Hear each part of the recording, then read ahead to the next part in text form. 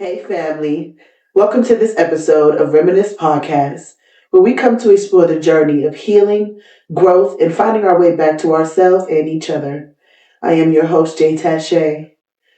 As you guys probably already noticed, it's a change of scenery. We're actually in my home, and I'm super excited to just kind of make it more personal this time. And a lot of people in our city are sick right now. There's a lot of COVID going around again, and there's the flu. There's a lot of things going on. And so we decided that the message still has to get out. And we still going to be obedient and do what we came to do. And I'm just so thankful. You comfortable?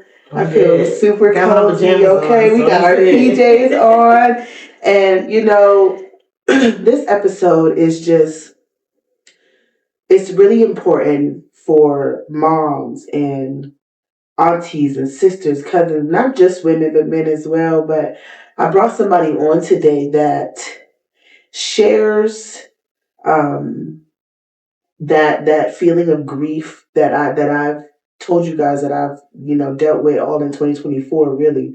But also just has such a story of triumph and entrepreneurship and grieving while building these businesses and just following her dreams while also just healing and navigating everything. You know what I mean? Whether it be single motherhood, divorce, grief. So I am accompanied by Miss Janiene Taylor from Youngstown, Ohio. She is a hairstylist.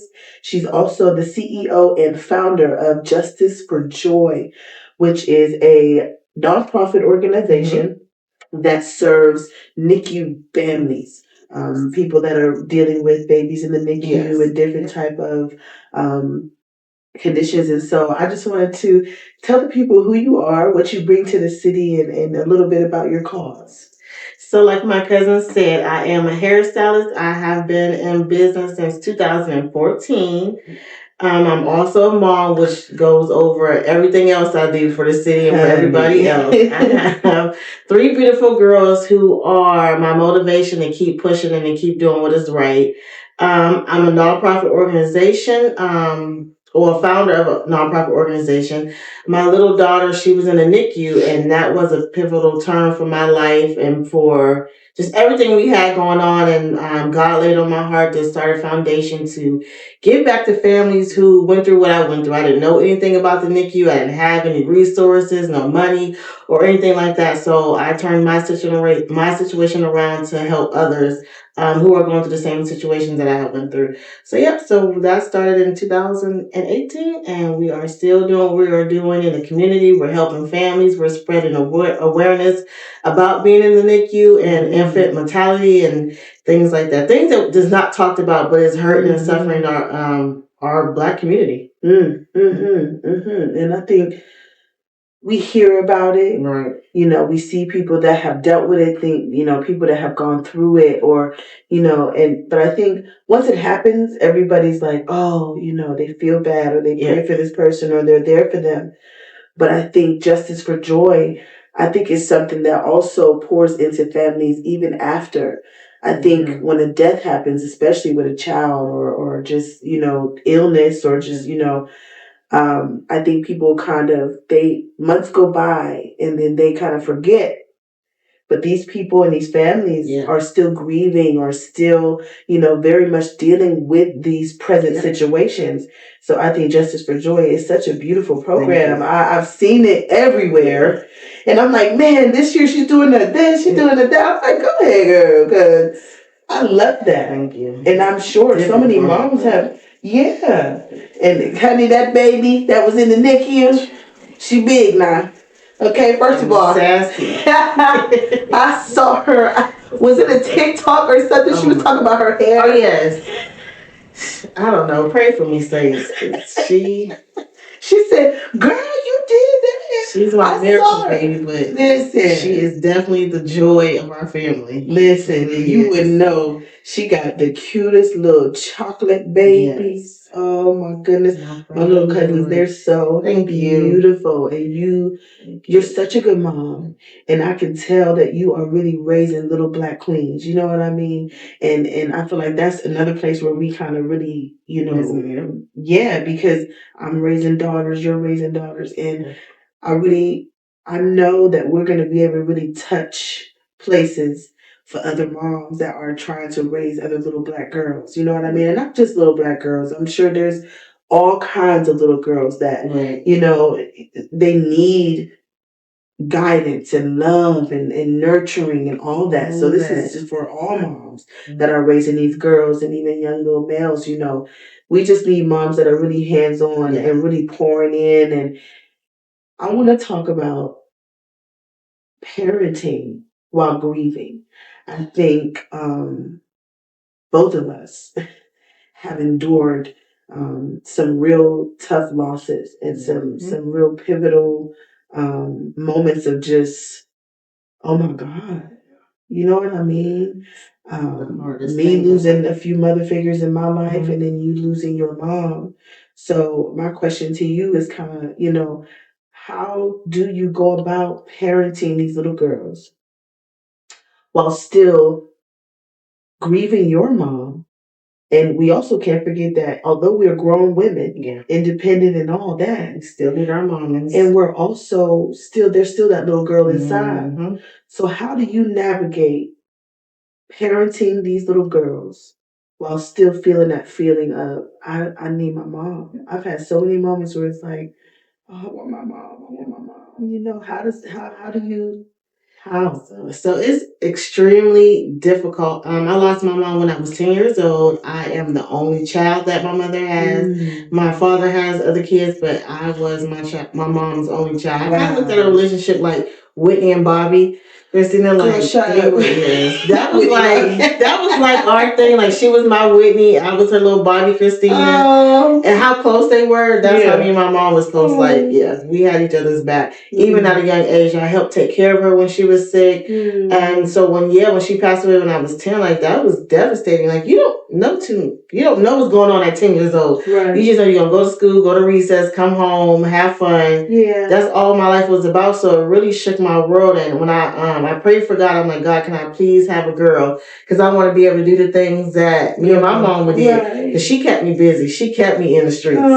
She kept me busy. And then he gave me 3 girls. I was like, now I asked for one. You didn't want little and you know what else? Your 3 girls, ain't they all born in the same month? They're all born in the same week of June. That's crazy. June 13th and June 7th. That's wild. I asked for one. The other 2, you really tried it with that. You really tried it with that. Multiplied that. Multiplied it quick. But it's just hard because I parenting sometimes out of fear. Because I want to make sure I make all the memories that I can make. So if I do pass away or when that time happens, they have all these memories and they can pass on to their children. But so I'm learning not to parenting out of fear. I think I'm kind of like past that part.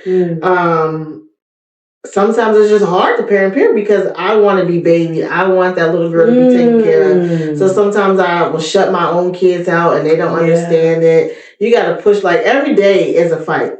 Every day is a fight. Like I still wish I can pick up the phone and call my mom or text her like we could do now or Facebook message her or anything like that. But every day is a struggle because I have to push through all those emotions and get these kids off to school, feed them, take them to all their extra activities, and then still find time to pour into myself. And I always forget about that little girl. That little girl is still alive. And she's always there. Always there. Yes. So now with a lot of things that have happened into my life, I'm starting to pour into her because I feel like pouring into her as she continues to grow, that I will grow. And then finally we can, meet each other at this age that I am now. But so it's very difficult. A lot of prayer, a lot of crying. I sit in my car. That's my sanctuary. And then I always say behind the shower curtain.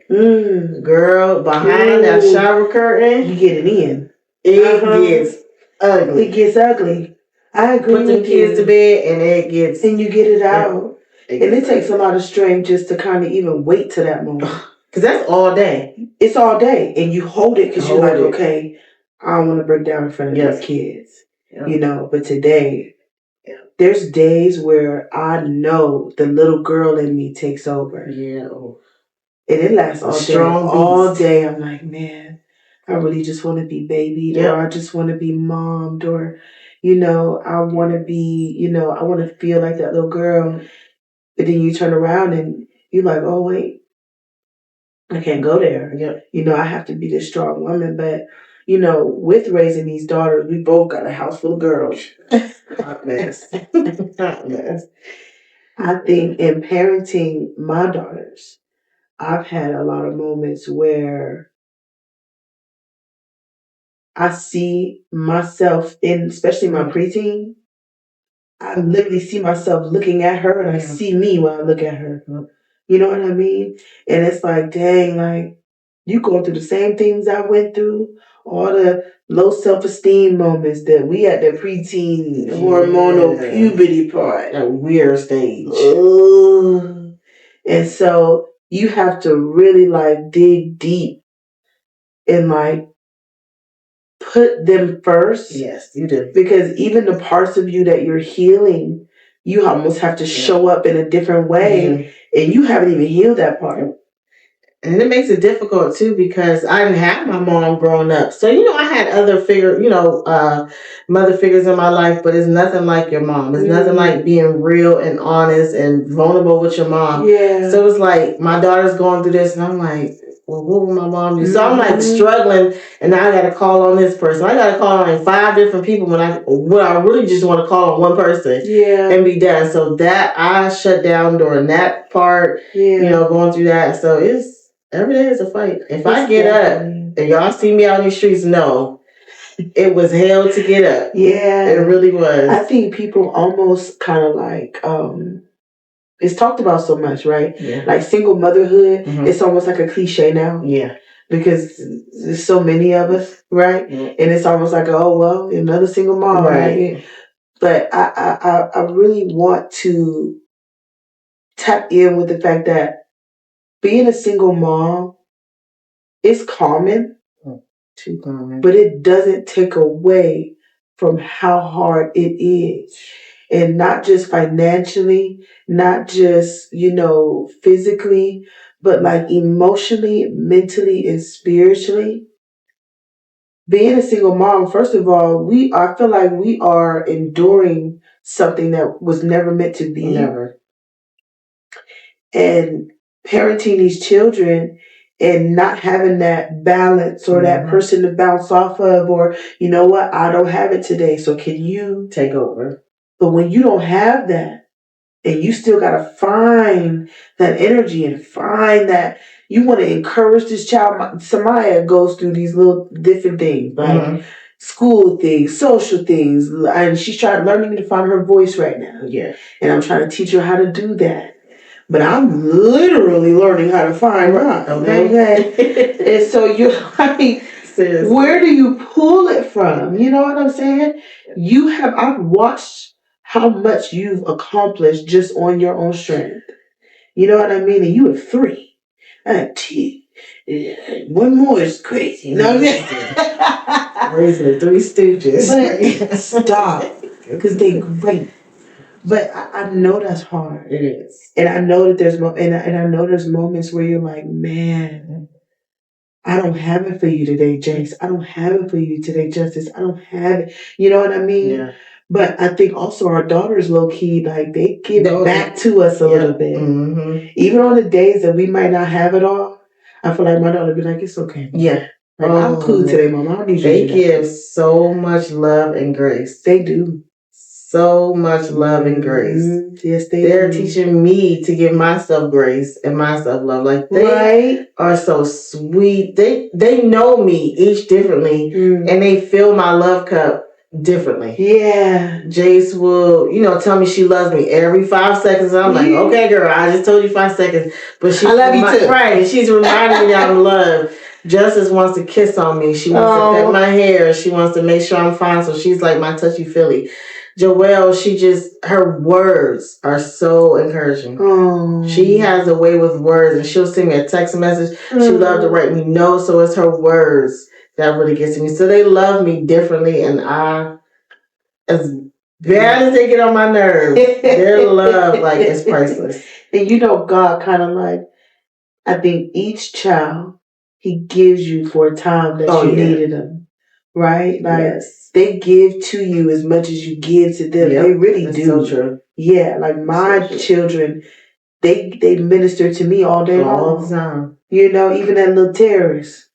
She is such a light. Like, she wake up and be like, good morning, like, ready to go. And you're just like, girl, what do you want? I'm ready to go, yes. But it's such a blessing, and it gives you that get up in the morning, and it's a reason you keep going. Yes. No, definitely. You know what I mean? Definitely.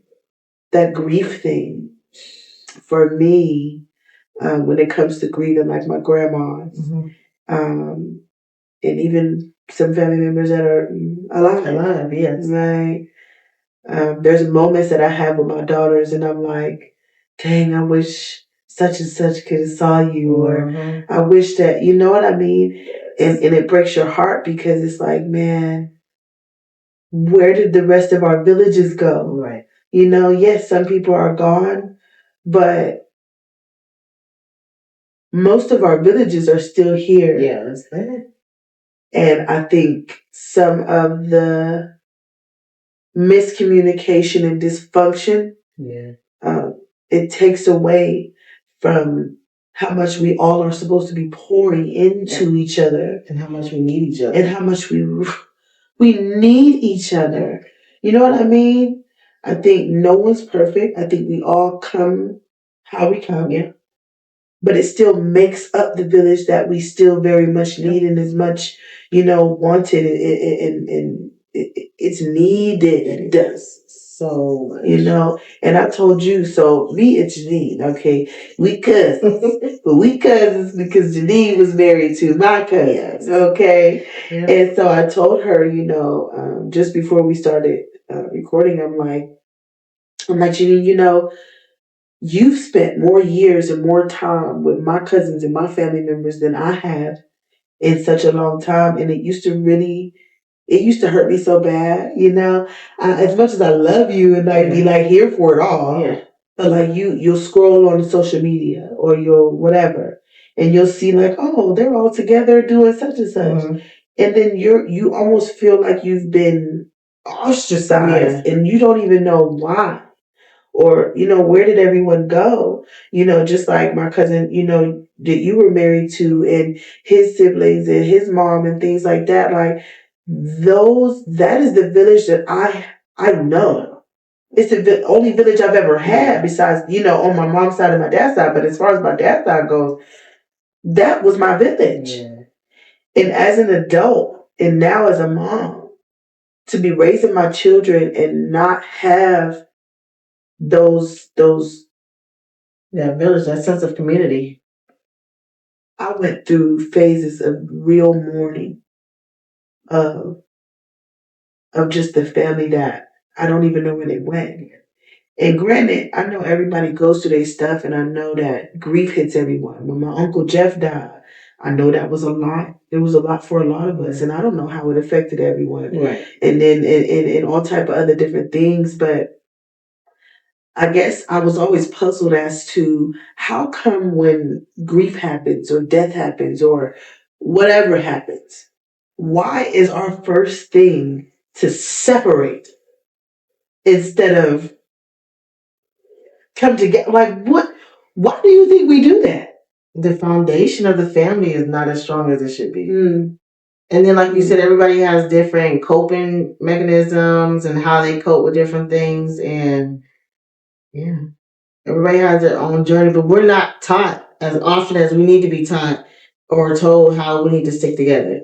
Everybody always protecting their peace. You can still protect your peace. Ooh. Like I believe in protecting peace, but you still gotta communicate. You still gotta talk. You still gotta be around each other. You can't. We're not supposed to be on this world to just be by ourselves. Even though it feels good sometimes, and it feels good to say like, "No, I'm done. I don't associate with these type of people or whatever." But we were meant to be in this world, to have relations, to build community, to have the village. Yep. Each one teach one. Like all that has gone away from our Black community, our families. Yeah. It has divided us way back since slavery. So yeah, it goes deeper than that, but we just keep carrying it on. And I see families that fight, argue, they get it out. I done seen family members duke it out in the street. But they still be family afterwards. You know what I mean? Even if there is some type of miscommunication or there is like generations of pain that people haven't discussed yet, especially within my family. Things that people have held for 20, 30 years, right? Why can't we have it out, argue, talk, do what we're doing, but still be family at the end of the day? Why do we have to like completely like, you know what? I won't have it in my life at all. And it's okay for the moment. It's okay to take some time and be like, you know what? I'm going to be in my corner for a little bit, get myself back right, and then I'll be back. But when it comes to my family, I feel like nobody ever came back. They just going about their business here. And I think I'm learning like you can't control. You can only do as much as you can do. You can't control how other people process things. You can't control how they feel. Everybody has their own feeling of how they process situations that has happened. And I'm learning, even though it's hurtful not to still have that family, but you still can. You can talk to somebody till they blue in the face. We can tell our kids, get up every Saturday morning, do your dishes, do your chores. Yeah. If they gonna listen or not. But you know, we can keep keep teaching and keep fussing. But it's like you can talk to your blue in the face until that person sees within themselves like, okay, this is not right, or fix the issue. But that's one thing I'm learning is like I really can't control. All I can do is just hope and pray. And if that's not the village that I need right now, then you ask God to bring another village in. And that's what had happened to my life. I didn't have that family village, or my kids didn't have that family village for several different reasons. But I prayed and God brought me a village of moms and ladies that poor. Man. Don't they? They poor. Like these past couple of months. Yeah. He sends who you need. Oh. And that's another reason why I always kind of give him glory, because he sends who you need in the moment. Yep. You know what I mean? There's many moments in my life where, you know, I'd rather it have been my mom, or I'd rather it have been my dad, or rather, but he never let me go without what I needed in that moment. Never. And whoever I needed to get it from, he sent that person. Yep, never went without. So once I recognized that, like, okay, God, I might not have got this from them. Yeah. But you still made sure I still got what I needed from wherever it needed to come from.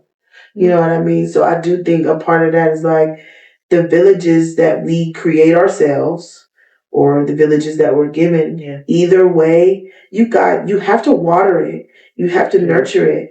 You know, everybody can't just be in their corners forever. You know what I mean? I feel like a lot of pain lasts longer than it's supposed to, because you didn't reach out and get that. And, you know, someone that you know you need to call and talk to, and you're not because of whatever reason. And everybody's on their own journey. So I'm starting to give a little bit of grace. Okay. Not a little bit. Just a little bit. I'm working on it. Because I'm on my own journey, and sometimes I isolate. And I had a friend who has been there, like, has been there, have seen the ugly. Yeah. Outside and inside. And we were in a hotel room, and she like went off on me. I never had a friend, like I've never got into arguments with my friends and things like that. Yeah. But she went off on me.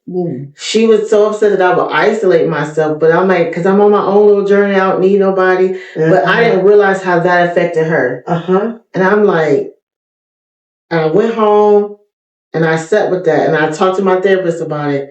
And I'm like, wow, I didn't know. I'm thinking I'm doing it for myself, but I didn't know that I was affecting the people who really love me, who really care for me, who's really in the trenches with me. I'm like, getting their hands and feet dirty, crawling through this ugly mess that I'm in. I mean, really rocking with me. I didn't know how that affected, because I never felt like I had somebody that close to me that was affected by my actions. But everybody's just on their own journey. And I think people don't realize how their actions and how they react to certain things is a triple effect to other people who really, really love them. Like really, really. And I felt that, because then I feel like I'm that person within my family, like on my dad's side and even my mom's side too. Like, I know people go through their things. I know we all are on our own personal journeys. I know that we all are dealing with the cards we're dealt.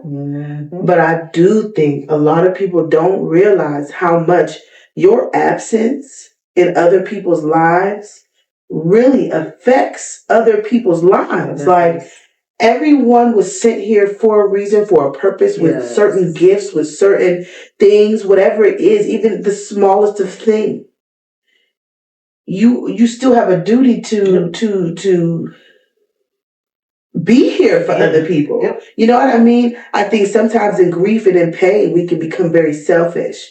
And I give grace for that. I've had moments of being selfish and being like, no, I'm on my own thing right now. I'm healing. I'm over here. But I think I've never allowed it to go on so long that I stopped pouring into the next person. Right. And someone else's life depends on your testimony or your words, or you know what I mean? Like me. Okay, I'm female.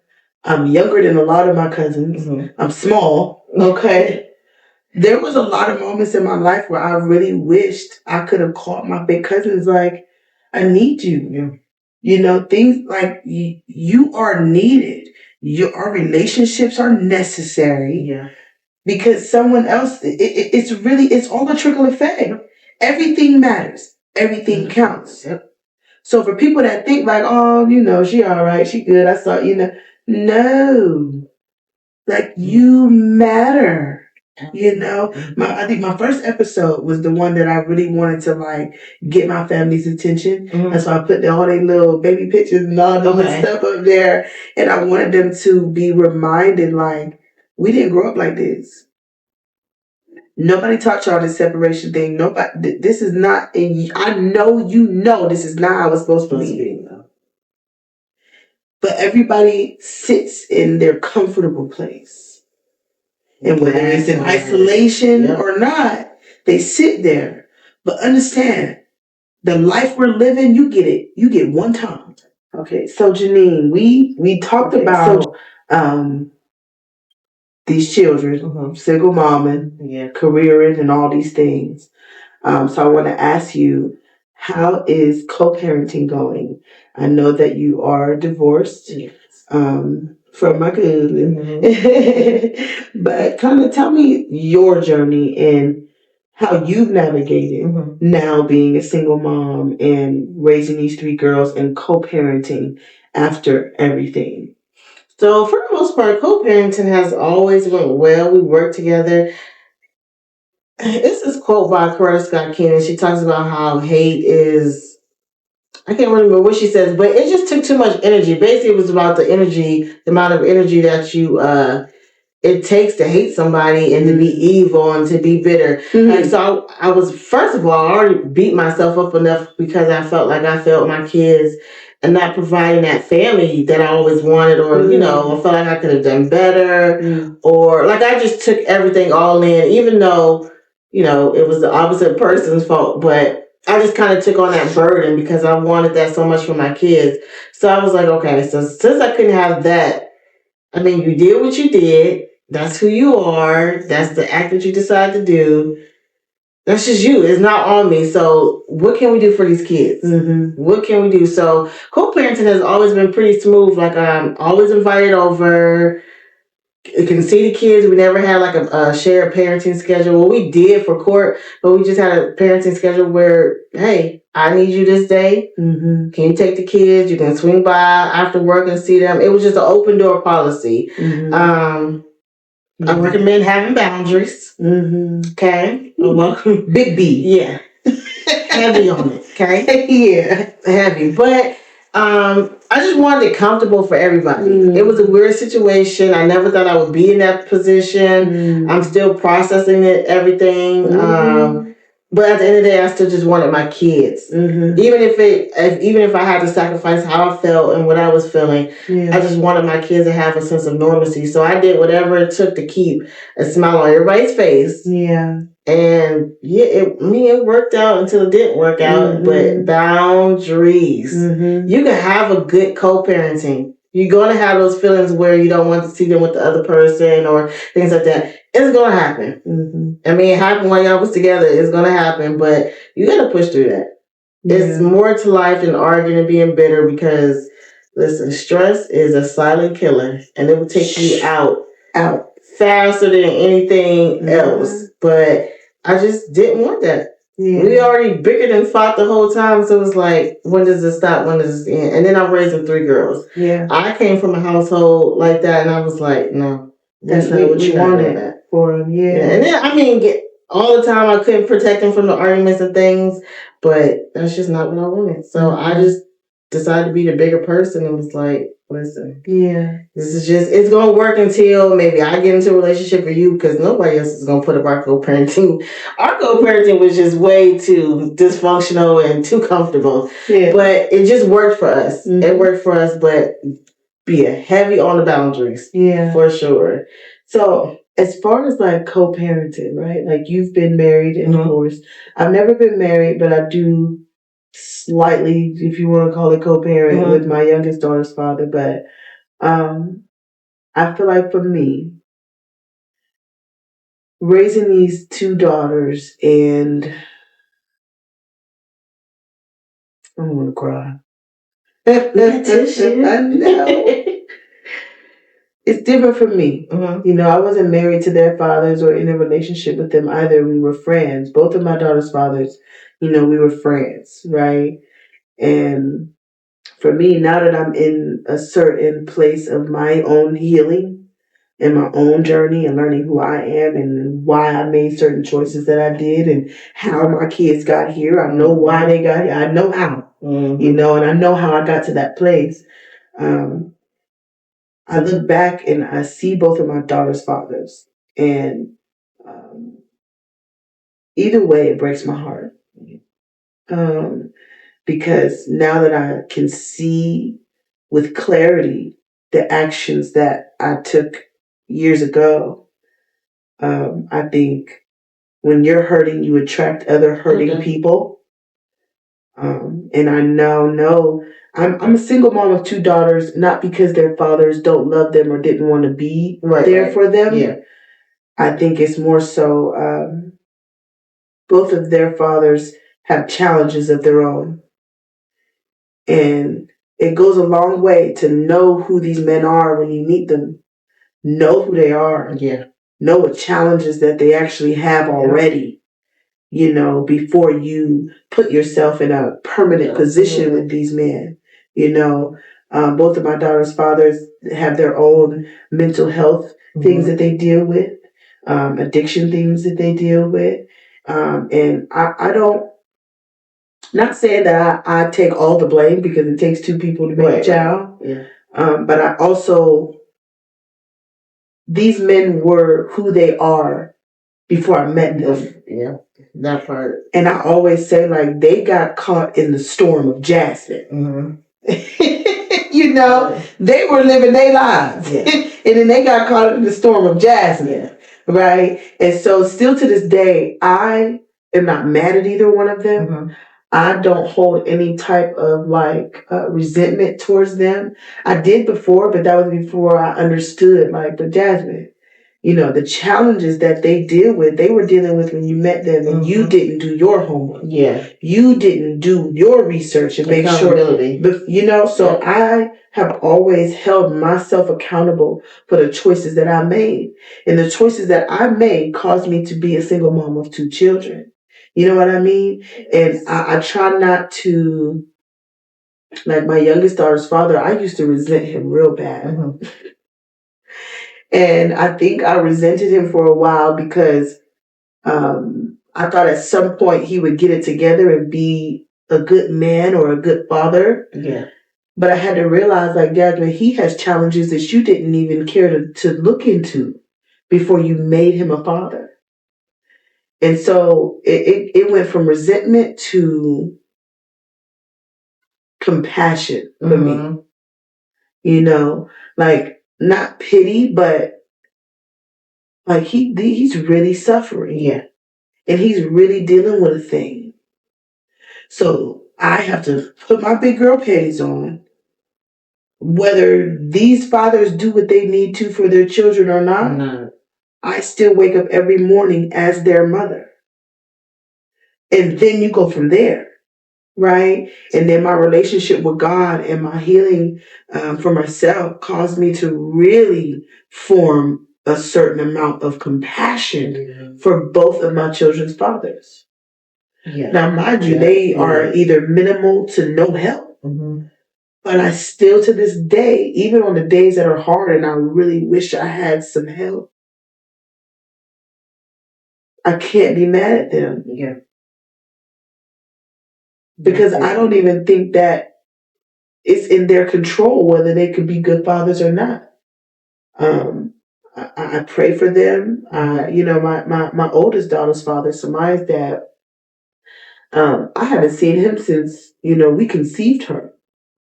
She's 13 almost. You know what I mean? And we've talked through the years, and I've always left the door open. She's never been a secret. We not hiding. I've always been in plain sight. Hey, Yeah. But then I had to also realize, I didn't know this man. I was 18 years old. He grew up in foster care. No. He doesn't know anything about family or putting himself last or putting someone else first. These are foundational things that he never had. So I can't even be mad at him or resent him for not being a good dad because he don't know you better. So then you take that and you hold yourself accountable, and then for years I used to beat myself up about it. Yes. I mean, I beat myself down for a long time.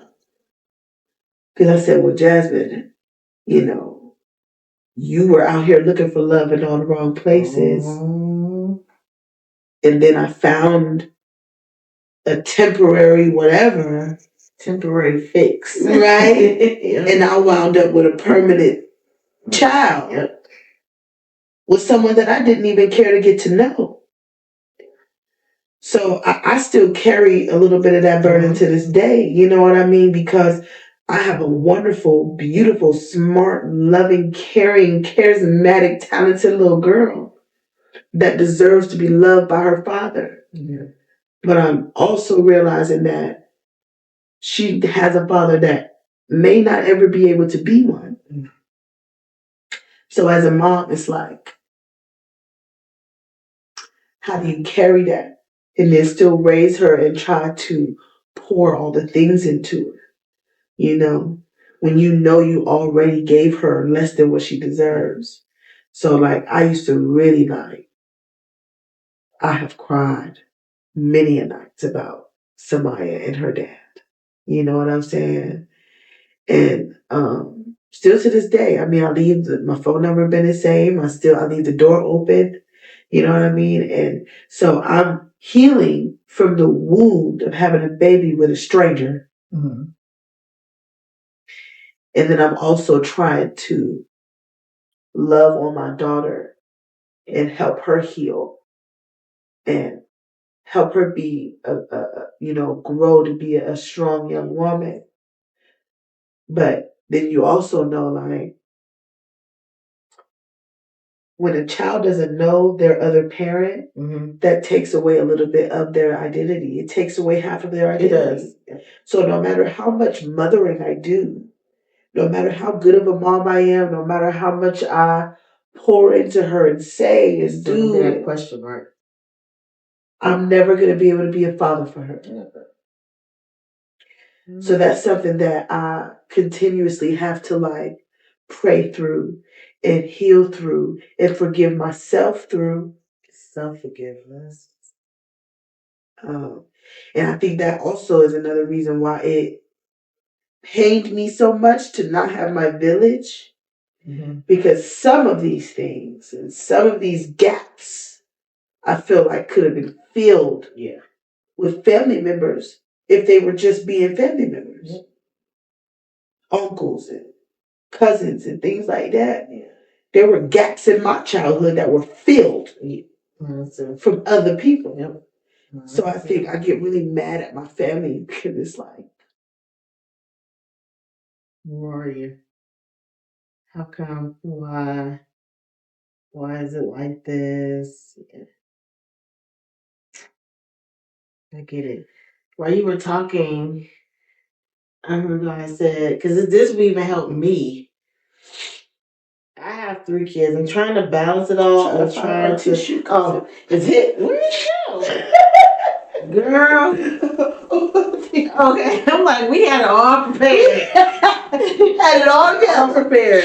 But yeah. But I hear guys saying, like, even with for me and trying to balance everything out and dealing with each kid got 10 personalities. Oh my God, literally. But just waking up and being intentional about asking God, like, how can I be Jason's mom today? Because it changes. With females, it changes second by second. Girl. But just to get through the day, how can I be Jason's mom? How can I be Joel's mom? How can I be Justin's mom? Even in the absence of the other parent or not having that village. But how can I serve? It's just like how you ask God, how can I serve my husband? We need to ask God, like, how can we serve our kids from this little bitty cup that we have? Yeah.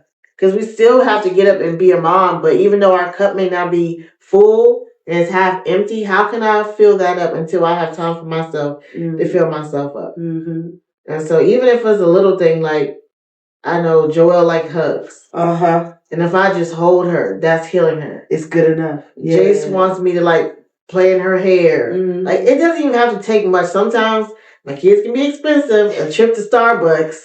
Not Starbucks. Starbucks. Well, you got some fancy kids. Bougie kids. Broke but bougie, okay?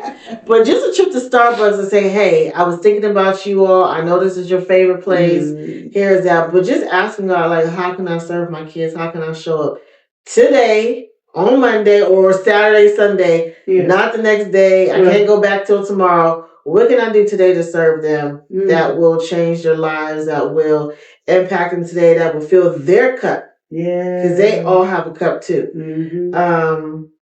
How can I make up really from, that absent in their life? What can I do? Can I ask the right questions? Or God, show me how to ask the right questions. Just all in your timing. And I just heard that. I'm like, okay, I need to start doing that. Because, when you have multiple kids anyways, you have to love them differently. You have to raise them differently. They all have different personalities. But I just, as a single mom, like, I just want to love them. But I want to love them as their own individual person. I don't want to group them together and be like, they all have different issues. They all have different things that triggers them and things like that. So I just want to show up for them, just for them. I've heard parent the kid you have. Yep.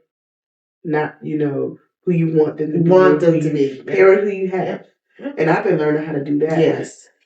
And there's no manual. I know, like, back then they have, like, that chicken noodle soup book thing. Yeah, chicken noodle soup. But it's like, there's no manual to motherhood. And that's when you lean on your faith, whatever you believe in. Gotta believe in something. Listen, it's some days where I can't even make it to my knees to pray. I'm laying in the bed like, Lord, help me. They have already started fighting. I have not even stepped foot out the bed yet. And I can hear them in the other room. And I can hear them. And one is talking about, I'm going to go tell mommy. Shut up. Please. You want to go hide under the bed. Right. Like, sometimes I can't make it to the prayer closet or make it in front of my Bible. Yeah. But however you can get it in, get it in. And do you how you fill up your cup so you can fill up your baby's cups and keep it moving. We are faced with like stuff every day. Literally. Every day. There's so much to juggle. Kids' activities, your doctor's appointments, their doctor's appointments, your work schedule. Life can get so busy from the moment you wake up. But learn how to fill your cup so you can fill your baby's cup because they deserve. Yeah, they deserve that. They do. They do. I think it took a few seasons of maturing. I think when I first became a mom with my first daughter, I spent a lot of those years very selfishly. And I was young. I was 18 years old. I was at a selfish age, having a baby. And I think now having a second child, I had her at 30. I really got to see the difference in the moms that they got. Yeah, they all got a different they got a different mom. The little one got a different mom than the older one got. But I think now I'm like more appreciative of my children. I think Samaya, they say your first child goes through the trenches with you.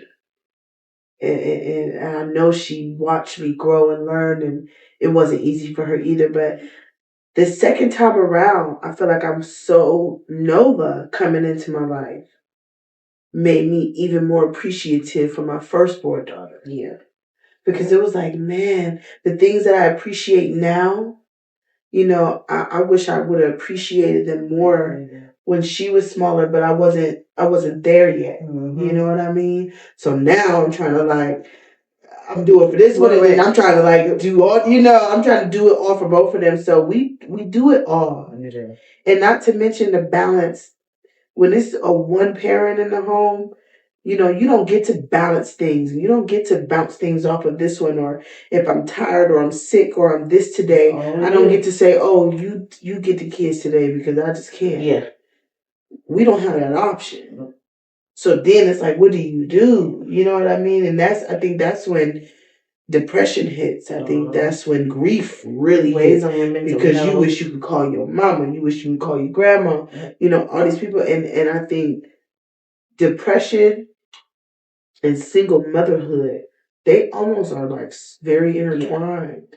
It's like once you become single, automatically depression comes in, anxiety comes in. Like, man, I was like, this is not a gift. Like, what? This is not the push gift I wanted. Not the push gift. This is not the push gift I wanted, but it's like that's what happens when you become a single mom and all this other stuff starts to creep in. But we talk about the village, the sense of village. And you have to really pray for the friends and the company that you keep. I know that my mom is not here, but she is shining down because these ladies that she has brought into my life, they know me like we're married. They know that I'm not going to ask for help. Yeah. They know I'm not going to say too much. And so they're real forceful. They be like, I'm coming over, open up the door. I'm about to help the kids with their homework. You need type thing. That. And it's uncomfortable because I'm like, you're not telling me what to do. Like, I'm their mom. I can tell you if I need help. But they already know I'm not going to do that. So why let me suffer in silence and they can just bully me into my house? But that's what they have done. And when I say it's all out of love for my friends, I'm at work for my friend to say, oh, I called Jay's. I'm on my way over there. I brought food and I'm helping them with their homework.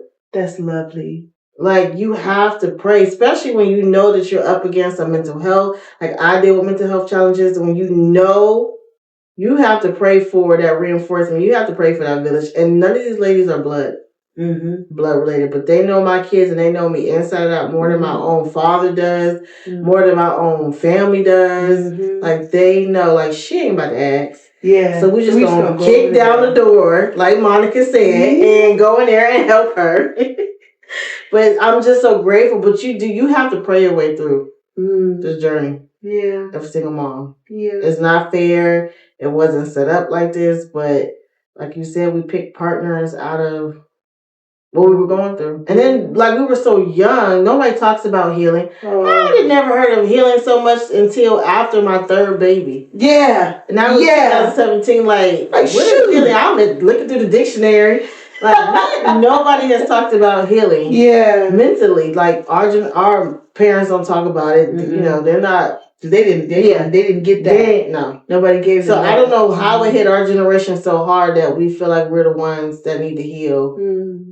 our generation, our kids, and our family, but we have taken the lead. And we get a lot of pushback, but listen, we can't keep living like this. Like, this is dysfunctional. And I think that's the bottom line. People are comfortable and dysfunctional, and it's like how can y'all function like that? And some of us are still, some of us are like, I'm uncomfortable. Yeah. I know you're comfortable, right, but I am itching. This is, I'm not. I'm sweating. I'm uncomfortable. This is not what I You know what I mean? And I'm an only child, so I'm a dreamer. I imagine stuff. Yeah. So I'm like, this is not what I imagined when I was playing with my Barbies. Everybody got along in the Barbie dream house. Like what? So, and I mean, I don't expect it to be perfect. No. Yeah. But I still expect my family to be solid. Yeah. And I don't think people fell off necessarily out of like malice or just complete, carelessness. I think pain does a lot to people. And grief does a lot to people. It hinders you. And it stops you from even being a contributing family member. It stops you from doing anything. It alters your thinking. Everything. So it's not that I feel like people just, discarded me on purpose. I think it's just kind of like what happened. And then healing takes maturity. Like, you have to be mature to heal. You have to dig deep and get ugly with yourself and be like, listen, you effed up. You flawed as well. Raggedy. Yeah, raggedy tail self with your cute self. You just as raggedy as can be. And I'm like, and I really had to speak to myself. Just a couple weeks ago, I made a post. And I'm like, yeah, you about as raggedy as they come. As they come. Baby. And I'm shocked. I'm like, me? Everything that I do, like, how can I be raggedy? But I really had to like look deep inside. But healing does come with mature. I was mature enough to say, hey, you are raggedy. You're flawed. You're human. You're not perfect. You're not always gonna get it right. Yeah. I don't care how hard you try. I don't care how many times you write it down in this book and whatever, manifest it, pray. You are human. And you have feelings, so I had to give myself grace for that. Yeah. I'm trying to forgive myself for my past mistakes. Yeah. Even if they came from a pure part of my heart. Yeah.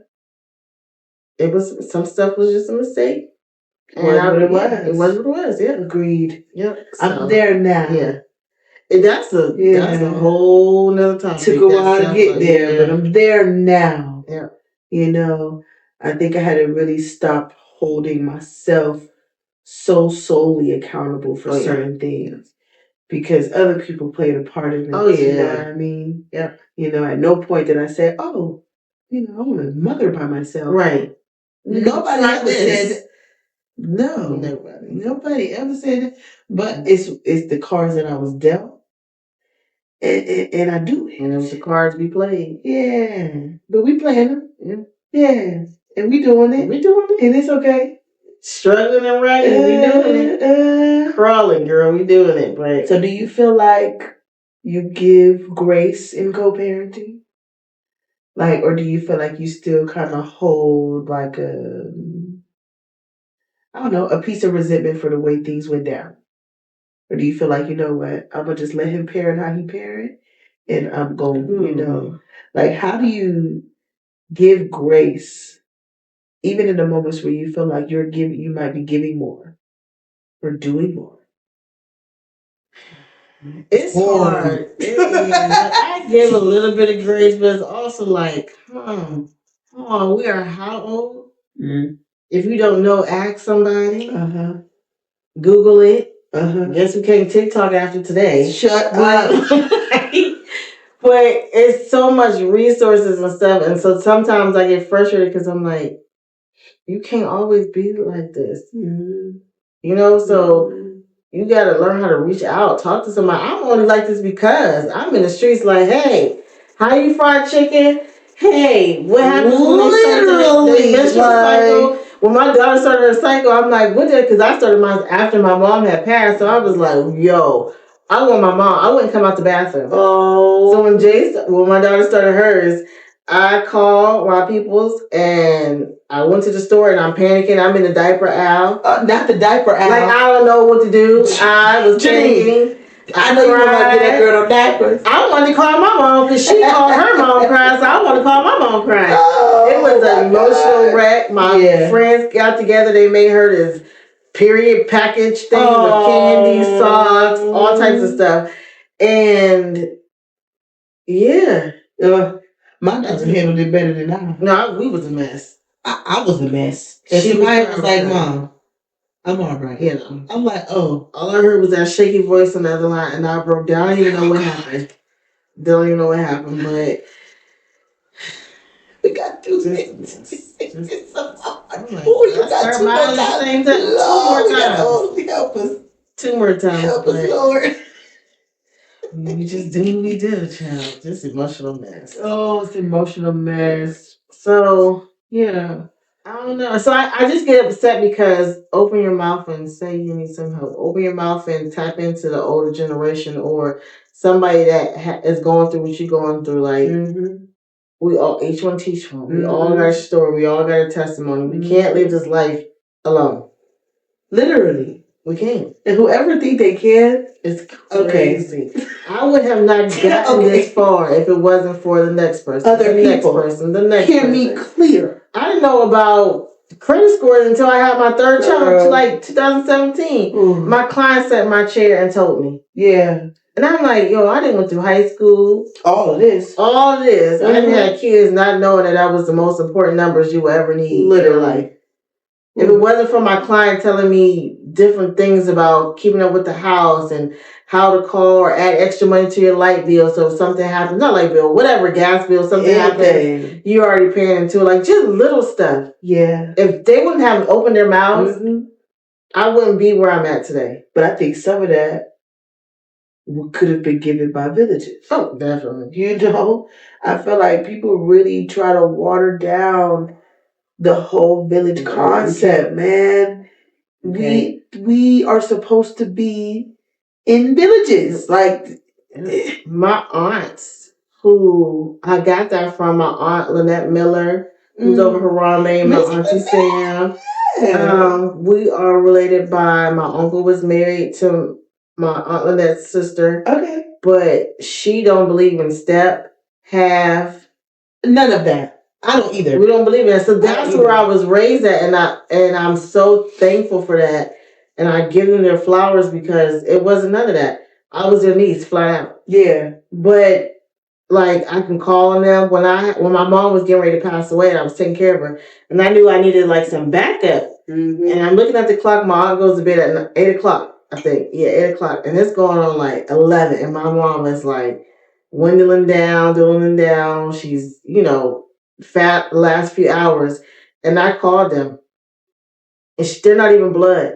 I called them, and she came over with my uncle, who is my blood uncle, and took care of me, took me in. My mom ended up passing out next morning, but they came and got me from school. They was there when the pastor broke the news to me, but they're not even blood, but just because she made that sense of community, important in my life, I knew. Still to this day. Yeah. You cannot, even though my uncle has passed on, you still cannot tell me that's not my aunt. Yeah. My grandmas did that for me. Yeah. Like, even like to this day, my grandma Sylvia. Yeah. Her level of commitment to community. She gave it to me.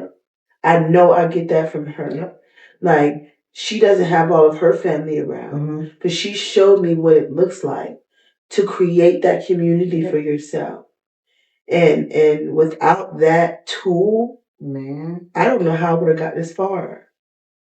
I had through the years, even becoming a mom at 18, I quickly learned how to create a village for myself. You know what I mean? Yes, I was given a village and I've had, love and mom and grandma and all of that. Yeah. But as I got older, people started to transition. And so I'm like, well, where do you look for this? Where do you look for that? But they really do teach you how community is everything. And I think that was another reason that made me want to do Reminisce podcast, is because there's going to be a lot of people that we meet in life that are not our blood relatives. But that does not mean that you are not going to be absolutely necessary in the next person's chapter. You know, I know that I'm an influential part of some people's lives.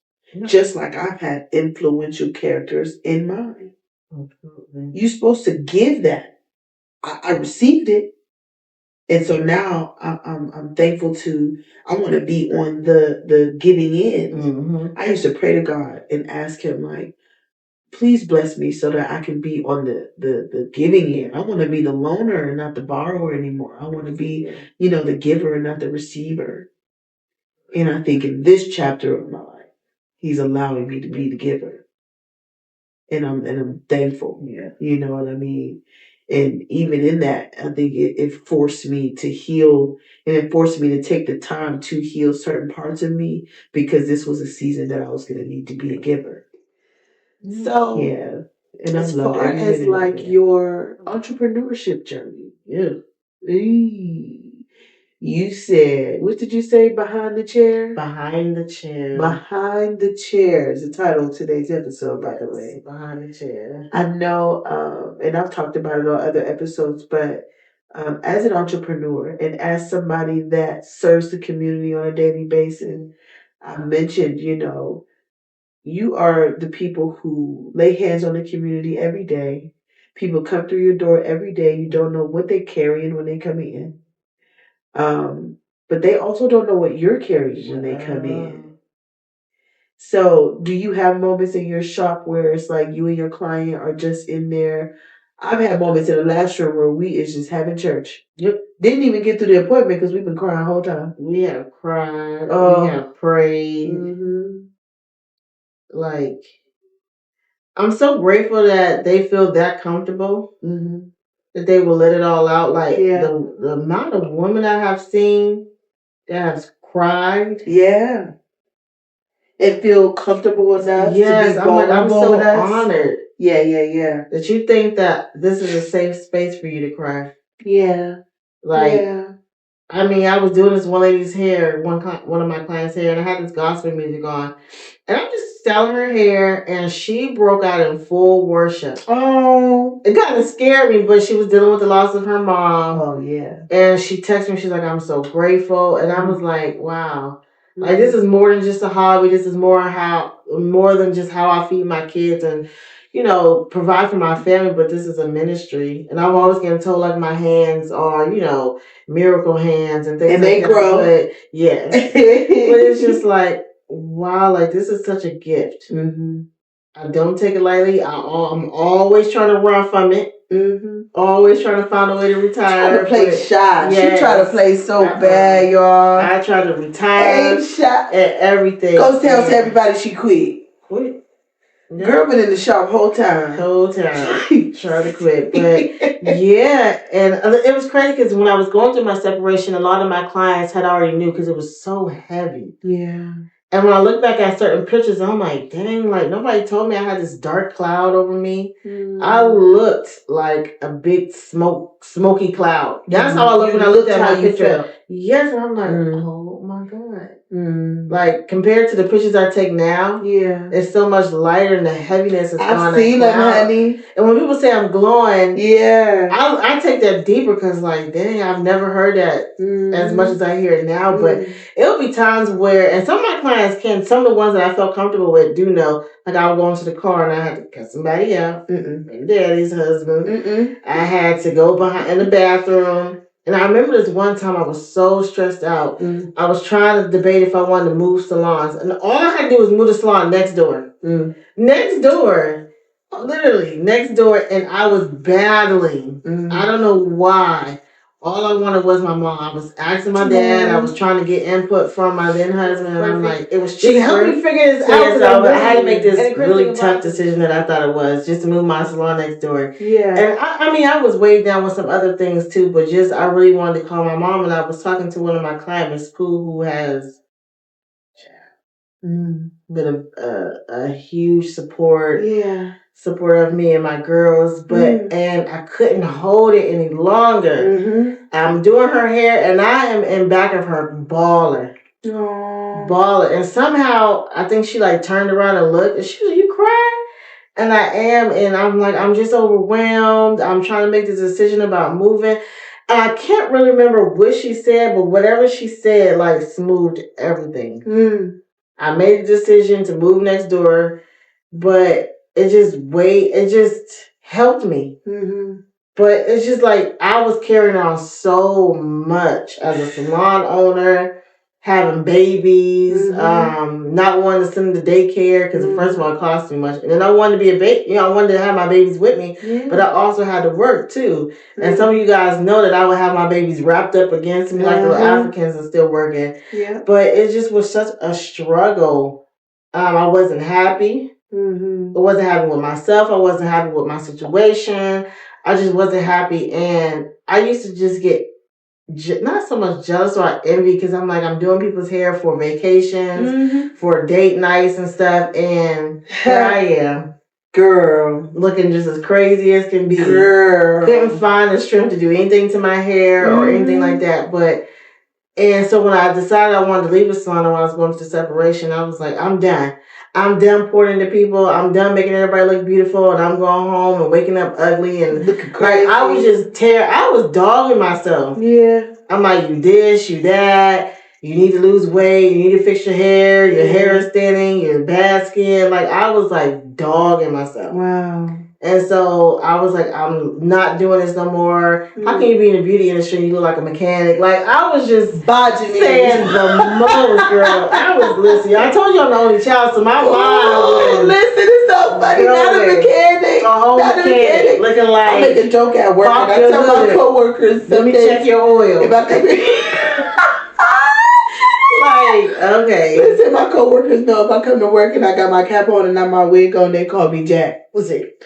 Now I got my wig on, you can call me Jasmine. Yeah. And sometimes I put my wig on under my cap. My friends call me catfish because I can clean up and I can get real ugly afterwards in 2 seconds. But like, I just wanted to show up different, and I didn't know how because I was weighed down with everything, doing it all on my own. And that's when I was like, I'm done. I'm walking away. I'm gonna do this 9 to 5, and that's that. And every time I would do a 9 to 5, it never worked out. You was doing a 9 to 5 when I kept running into you because I was pregnant with nobody. Yeah. And I would run into you at my OBGYN. It just never worked out for me. Yeah, I'm like, Janiene, you're going to be. I'm like, running from your calling. Yep, running from the calling. And I still do some of that with Justice for Joy. Okay. But just running away from the calling, like, I'm me. I'm comfortable. I can run my own schedule when I'm by myself, working for myself.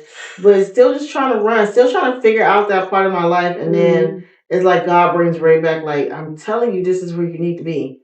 But I think I needed that time away, especially when we were going through COVID. We couldn't work anyway, so I packed up my little salon and told everybody I was done. Like, I'm done. Can't get your hair done anyway, so I'm just going. But I wrestled with that. The people were calling. I came back. And I came back with a different energy. Came back with a different mindset. I attracted clients that were for me. All money is not good money. If you make me twitch, shake, burn up in fire, overheat, blood pressure, goodbye. Yep. Just Cleveland, Pittsburgh, Warren, Southside, Eastside. You ain't gotta be in Liberty with me. You can go. No. Agreed. But I'm not the type of person to dismiss. So I'm like, God, listen. Now I can only do 2 a year. I can't handle that part. Not 2 a year. But Lord, I'm like, if you know they ain't for me, don't even let them click that link. Let it not work. But no, I just came back with new energy. And I didn't want to, because I know, like, I touched the head.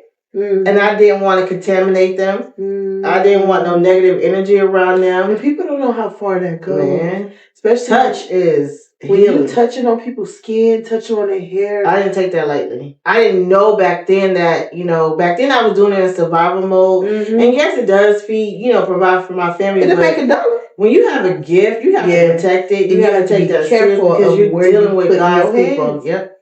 And I didn't want nothing to jump on my clients that came from me, and they already dealing with this, and that. But just being mindful of that. I think a lot of entrepreneurs, and I mentioned it again, a lot of them, they making their money, they making their names and getting these businesses, and it's a great thing. Yeah. But I also think people don't take heed to the fact that yeah, you may open the salon or you may open this or this and that, but you gotta remember your hands on someone, you're transferring all of you to them. So make sure that your heart posture is where it need to be. You got, and I mean, you don't have to fake it. I mean, me and my clients have been here balling. I mean, for real, but be honest with where you are. You know what I mean? And don't be so naive to think that people coming through your door aren't also spiritually, advanced and know when they are not in good company. So, and my clients are just, I'm blessed. I have a lady who comes in, and every time she comes in, it's always random. But every time she comes in is right when I need her. It is right when I need her. So this time she had a word for me, but her husband sat in the car while I did her hair. Oh. And he's having some trouble with his vision. And he stumbled his way into the salon and found my door. And we were like shocked. And she was like, honey, why are you getting out the car? You didn't tell me. I would have helped walk you in. And he was like, I have to be obedient. And he sat down. And he was like, when you walked in, God told me that to tell you that you need to trust him. And I knew that was from God because I was dealing with that issue. And for you to not be able to see, you can't even drive, but you can't even see, but you found your way to my salon suit to tell me that. And he gave me the word, and he stumbled right back out and got back in the car. Now. So my clients has been my angels. Yeah. And so I want to keep that chair protected at all times. But yeah, behind the chair, honey. Behind the chair. It was ugly. Yeah. It was ugly. So as far as 2025, what, I mean, whether it be motherhood, whether it be entrepreneurship, whether it be healing, mending, or burning bridges, what's your plan for 2025? All the London bridges are burnt. But all the London bridges are burnt. They have been burnt in 2024. We're not fixing them up. Yeah, we're gonna leave them there. Yeah. You had years. And I'm on a new journey. I'm going to be happy. I'm going to fight my way through these depressions and these anxieties. I'm going to fight it with joy. I'm going to fight it with prayer, God's words, my village, my kids. Yeah. I'm starting some new businesses. I got my oldest daughter will be in the 9th grade coming September. So, and she's already always in my pockets. And so now I'm learning, okay. And then I just turned 37, because why? Not because why? Because why I'm not 20? Who put 37? Yeah, girl. Who put 37 in there?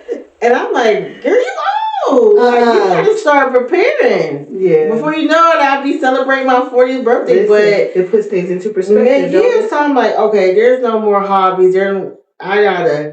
I want to be doing this. I told my daughter I'm not leaving no money on the table when you graduate. Come on now. I want every scholarship. On the floor. Yeah. We're not playing this year. So I'm not holding myself back this year.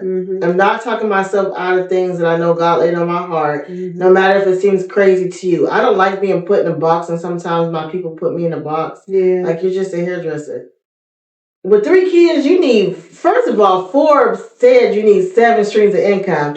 I'm only at 2. I'm only at 3. And I got 3 kids. Yeah. And myself and my girl. So everybody, each kid gotta have a separate job. Yeah. But just building that wealth, that generational wealth, and just I want to live a life of freedom. I do like working 9 to 5 right now, but it's not me.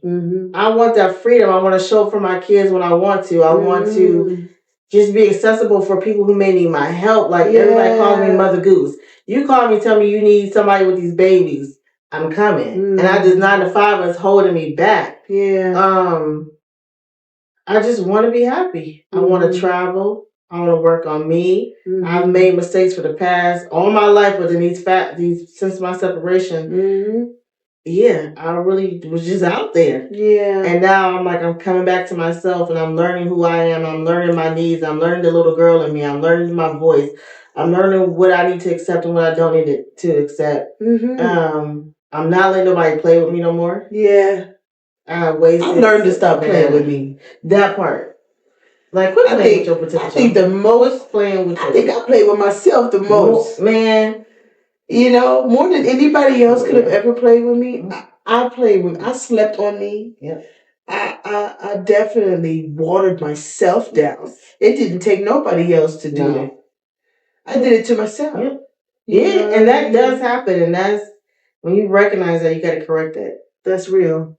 And stop thinking about what everybody think. I think I had a cousin of mine say, like, you worry about what everybody think. And I didn't think I did, but then I should be further along because I felt like people think I'm doing too much. Mm-hmm. But I'm like, you can have more than one passion. Mm-hmm. But I felt like I was just a little bit all over the place. Mm-hmm. But in my mind, it was like, I just need to provide for my kids. Yeah, so you do whatever. I'll do whatever. You'll do whatever. If they need $10 till Friday, I have to make it happen. Like, you know, I done had 15 careers. Okay? And I'm not talking about jobs. Okay? I've jumped careers. Okay? Yeah. Tried things out that I never thought I'd try. Listen. From fast food to housekeeping. Yep. I delivered mail for 5 minutes. That's like the hardest job in the world. I was a correctional officer in an all-male prison. I've been an entrepreneur, a business owner. I've been a dental assistant for 10 years. All of it. But one, I know I went all those ways because I lacked vision for a while. Yes.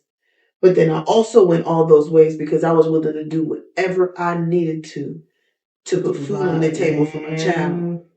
You know what I mean? Sure. And it was like, okay, what's that?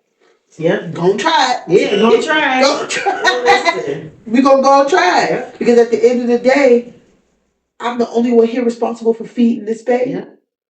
And whatever I got to do to try to do that, I was willing to do whatever. Yeah. I applied myself in every way. Listen. But now, as I'm 30, and I'm tired of things starting to hurt, I said, well, it was funny. We got to figure out where we going. Listen, I seen this TikTok video where I guess they changed the age to the Army or Air Force to 39. What? So I said to my friend, I said, that's it. I'm going to the Air Force. Shut up. He was like, please. So I'm asking my dad, like, you think I can handle it? So I'm getting my mind prepared. I'm going to the Air Force. Uh-huh. I'm like, anything I got to do. To go to the Air Force. I didn't. Don't holler at me. And I'm not pushing up. I'm not waking up. I don't understand military time. It's dumb. Shut up. I'm not sitting there. She said, don't holler. Don't get in my personal space. I'm not climbing through mud. Janine. But for my kids, I guess I'm crawling through mud. I guess I'm about to learn military time. You know what? I learned military time for the first time when I worked at McDonald's. Oh, really? You know that's how they tell time in there? The stuff is good. I don't understand it. Like, okay. But why? Why? Why can't it just be 4 o'clock? But for my kids. Why can't it just be 3? Why I gotta be 1500? I was gonna let them tap me out after basic training was done. Shut up. Listen, when I went to boot camp to be a to be a correctional officer, you have to actually go through a boot camp process, and it was like a month long. So I left my daughter at home with my family, and I went to boot camp for a month. Whole time I'm in there, I'm like, all right, can I leave now? For real, I'm not gonna lie. It was whether it was the defensive training and you had to get beat up for like 3 days in a row. Then we got pepper sprayed. It was a lot, but then you go back home and then you remember like, but I'm doing it because I got to feed her. Then I had to $10 an hour. Like, do I gotta go to war? And I went there. TikTok would have me going down the whole rabbit hole. TikTok. Let me take a break. Let's have a moment of silence for TikTok. Because we gonna miss it. We gonna miss her. How you supposed to feed your kids? No, for real. The recipes, my lip combos. I literally made a soup the other day. Like rewinding and playing a TikTok video. What we gonna do? It's like this is gonna be devastating. Now you talking about grief? This was you want to talk about grief? Cause baby, what we gonna do without her? It's really like a worldwide. It's really funeral. breaking the community, the village. The TikTok village. TikTok village. Help us. Yes. I had collections. I can't. I had everything organized. I can't. I think we need to make programs. Like, is they gonna do the funeral online? What church is it gonna be held at? They can have it at my church. I'm thinking the Staples Center. Ooh, okay. Because it needs to be. TikTok then came in here. She gone. I can't with you. Add that to my list. Listen, of grief. So, we talked about family dynamics. We talked about single parenting. We talked about our villages. We talked about different things and even entrepreneurship. So I do want to touch base on the effect on children and effect on adults and family members all around. Addiction and mental health are two things that are really big for me. I've seen the effects of addiction and not taking care of your mental health. I've learned so much about mental health or mental fitness, rather. I learned that you're supposed to say mental fitness. Okay. Mm-hmm. But I think we don't talk enough, especially in our community. Although this may reach across the globe, I am talking about my community that I'm here living in because this is who I'm pouring into at this moment in time. I think a lot of people in our community are either childhood victims of growing up around addiction and alcoholism and poor mental health. And then I also think a lot of those children have grown and developed into addicted, alcohol abusing, poor mental health people. Mm-hmm. And it's not to talk down or ridicule other people because, honey, we all grew up in the same community, experiencing a lot of the same things. And my experiences aren't the same as other people's and vice versa. But I know a lot of people who have grown up with addicted parents.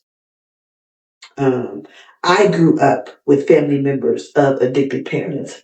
I didn't have addicted parents, but I have family members who really have struggled with this for a long time and still struggle to this day.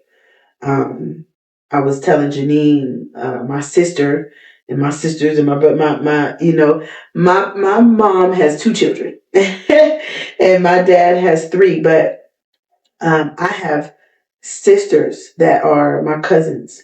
And still to this day, knowing when I bring them up, they know who I'm talking about, But biologically, my sisters are my first cousins. They are my auntie's children. But we grew up together, and we grew up together because their mom struggled with addiction and alcoholism and different things from trauma that she endured and trauma that she didn't get to heal from properly and different things like that. But we don't talk about it enough. And not to say that people that grow up with addicted parents don't grow up and be successful. There are, I think, a lot of people, a lot of the greats grew up with parents that were addicted and had different issues. And so it's not to say that, but I think it's a touchy subject. So people kind of like mention it but skip over it a little bit because they don't want to ruffle feathers or make somebody upset. But here on Reminisce, we come to kind of, leave it all on the table. Yeah, we come to put it all on the floor. Yep. And so I know you mentioned that you grew up with an addicted parent. Yep. So kind of give us a little bit of, what that was like in the journey that you had to come through. So I didn't find out about that until my parents separated, but it was my dad. I was young, super young. But I seen my mom go through a lot, and I really didn't understand what addiction can do. Like, it harms that person, but it also, once again, it has a triple effect of harming everything else. And so as I got older and I started to realize, like, am I crazy? Mm-hmm. But I got some issues besides the fact of me going through grief and of losing my mom, my divorce, and things like that. Mm-hmm. But something always seemed a little off, and just doing my research and things like that, and even having a talk with my dad that having a parent who is an addict or using substance can have a trickle effect onto birthing kids. Mm-hmm. And so I deal with mental health issues, and a lot of that comes from the trauma from losing my mom and my divorce and things like that. But it also was something imparted in me through childhood. Yeah, through childhood. Mm-hmm. Something I had no control of. When you hear about all the time, I'm a former foster parent. So I had babies that shake. I had babies whose eyes twitch. I had babies who couldn't walk, all because mom decided to do this or dad decided to do this. Yeah. And now this baby is living in the aftermath of what you decide to do. Mm. And so I can only speak for myself that I am one of those babies. Wow. And it altered my mental and how I process things. I was diagnosed with major depressive disorder this last year. Same. And it was like, dang, like, I didn't ask for this life. Wow. For one, I didn't know nothing. Wasn't even thought of. I didn't know nothing about no drugs. Mm. I didn't actually take my mom. So it was like, why the heck did I go through all of this and got to suffer so hard and so much? But like I said, our testimony is to tell others what we go through. Is to, like I'm telling you all, is to share. But it was a price to pay. Yeah. When people think that, oh, you got this, you got that, honey, it was a price. Everything comes at a cost. Oh my God. Sure enough. And so sometimes I will resent my dad because it's like, dang, like you did this, now I gotta struggle for the rest of my life, type of thing. But yeah. And I talk about it to my NICU families, any young people that I see, like smoking, all that. Like, just wait. If you have to have it, wait till after the baby is born, because now you're creating more trauma-based babies. You're creating and birthing babies who are going to have some birth defects. And it's just a long history of healing and going through it. So, yeah, most of my days consist of medication, therapy, prayer, isolation. I deal with seasonal depression, which is crazy. And it doesn't help that most of my depression comes from my sister died in September, mom died in October. A lot of my major traumatic experience happened between September into March. So on top of seasonal depression, now my body is feeling the grief of losing mom in October. Her birthday's in November. I lost my pastor in October. Things like that. It's always around those certain months. Change the holidays for you all together. All together. So I don't celebrate the holidays like normal people celebrate the holidays. I have to celebrate how it would benefit me. Yeah. And I'm so grateful that my kids is like, okay, go with the flow type of thing. Yeah. So this Christmas, I didn't celebrate Christmas. In fact, I left my kids at my dad's house and I stayed home in the bed. I tried to cook breakfast for myself. I tried to shower and still couldn't get it together. So I was like, Lord, how can I pull this off? Didn't buy gifts. Yeah. Didn't put up a Christmas tree. And so I got up the next morning. We put on our Christmas pajamas. This is the day after Christmas. And we drove to Cleveland. And we went shopping. Yeah. And them kids turned around and said that was the best Christmas they ever had. Yeah. I was like, what? I just messed this all up. And you gonna tell me this was the day after Christmas? And they was like, we want to do this again next year. Yeah. And we cleaned. And then when I did go get my kids, we cleaned up. We went through our closets. We're not going shopping unless we clean out. And we're cleaning on Christmas. So I'm not a traditional person because I have to do things that's gonna make my mental health better that day. That is just hearing that. Child. To be honest with you, my Christmases and all the whole holiday season, I deal with the seasonal depression thing too. Yeah. And I think it all kind of is intertwined with just the mourning of how things were growing up. Oh yeah, that part too. And how different they are now. Yeah. It don't really hit you until you raising your kids and you're like, it's all gone. All gone. And then like this Christmas and Thanksgiving and everything, was our first Christmas spending with my mom at her new house. Okay. And mind you, there was maybe 6 of us there all together. Growing up, house full. Like you running out of chairs. Like people, we sit on the floor, like, And so to grow up that way, and then now it's kind of like, it's very quiet. It's just kind of like, you hate it. Yeah. And I think I push myself through these holidays because you have to. You have to. You got kids is like, it's holiday time and you just kind of like, yeah, I know. My kids had to be the only kids that didn't wake up to anything. Girl. But they were so busy on their tablets that they didn't know. But they did like call me and say, oh, Merry Christmas. They was texting me. And I'm like crying because I'm like, how the heck am I this down that I didn't buy a gift or nothing? And I'm praying, I'm like, girl, I got to turn this around. But you know what else though? Society will have you thinking. That part. My kids don't want for it, nothing.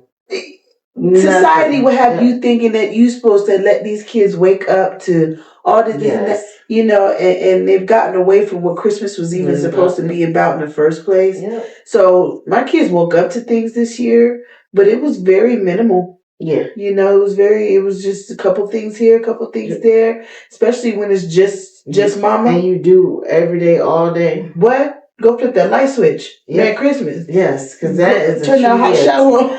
Opening that refrigerator, that is true. Open the refrigerator. If that ain't a gift, opening the refrigerator, that's the gift. Then I'm like, okay, Jasmine, you can't be that. Right. Yeah.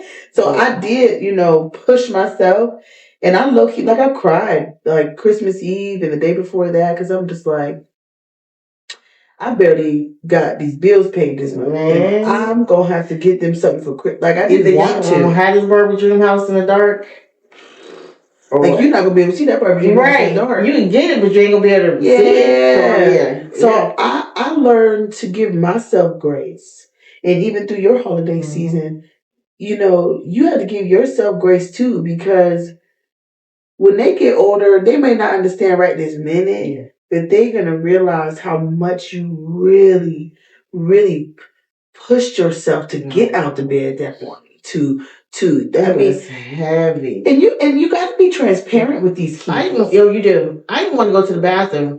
And when you waiting and holding it, and your abdomen is sore. Yeah. I didn't want to go to the bathroom. Wow. I didn't want to face that like I felt my kids.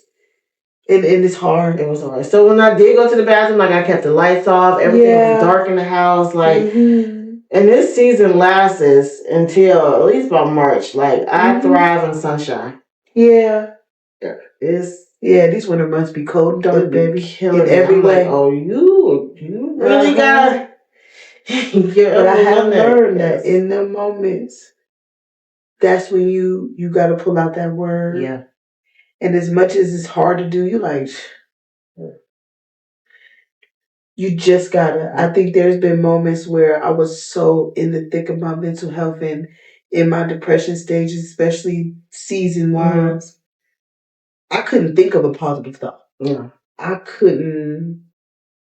You're sitting in a blessing and still thinking negative. Couldn't. And so I go on my phone, I go on YouTube, and that's where I learned to, if you can't think of something positive or a way to fill yourself up when you are feeling so empty, you put something on and just let it play in the background. Yeah. Not even, it could be music. It could be, for me, it's a sermon or it's like a podcast that's, real positive or affirmations or whatever. But I'll just play it in the background. I might not even be listening to it, but I play it because I've learned that when you can't think of it, just set the atmosphere and it will find its way. You know what I mean? Sometimes you can't pick up that phone. Ain't nobody to call. Yeah. Especially when, like, my circle, we all in the thick of it. Man. So my girls will say, "Girl, I ain't got nothing for you. Nothing. I ain't got nothing for you today. I ain't got an encouraging word. I ain't got nothing for you." Because I'm in it too. Yep. You know? And so we've learned to really just find it wherever we can. But back to like the seasons of depression and addicted parents and different coping mechanisms. I know there's a lot of people who deal with seasonal depression and a lot of people dealing with grief. Their moms are gone. I know a few people who have lost children. You know, I'm in my inner circle. I am surrounded by a lot of grieving mothers who have lost children, and I don't mean babies. I mean like their grown child is gone, or different things. You know, I have a lady I used to work with. Her son was murdered on Thanksgiving. You know, that's hard. That changes Thanksgiving forever. I mean, Thanksgiving who? Yeah. Yes, you know what I mean? Yeah. So I think, and I'm going to be sitting down with a lot of those women. But I think it's important to know how they're getting through and what do they do in these moments and what do, you know what I mean? You just talking about that's a step in itself. You know, I learned something about you I never knew. Yes. I try not to be embarrassed about it.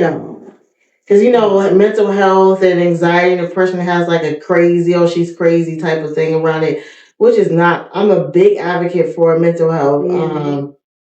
Because just waking up, that's a thing to celebrate, because some people don't. Like, I've had the suicidal thoughts. I've been up on the psych ward. Like, that's stuff that I would never thought I had to go through. But because I allowed my mental to go so far. Yeah.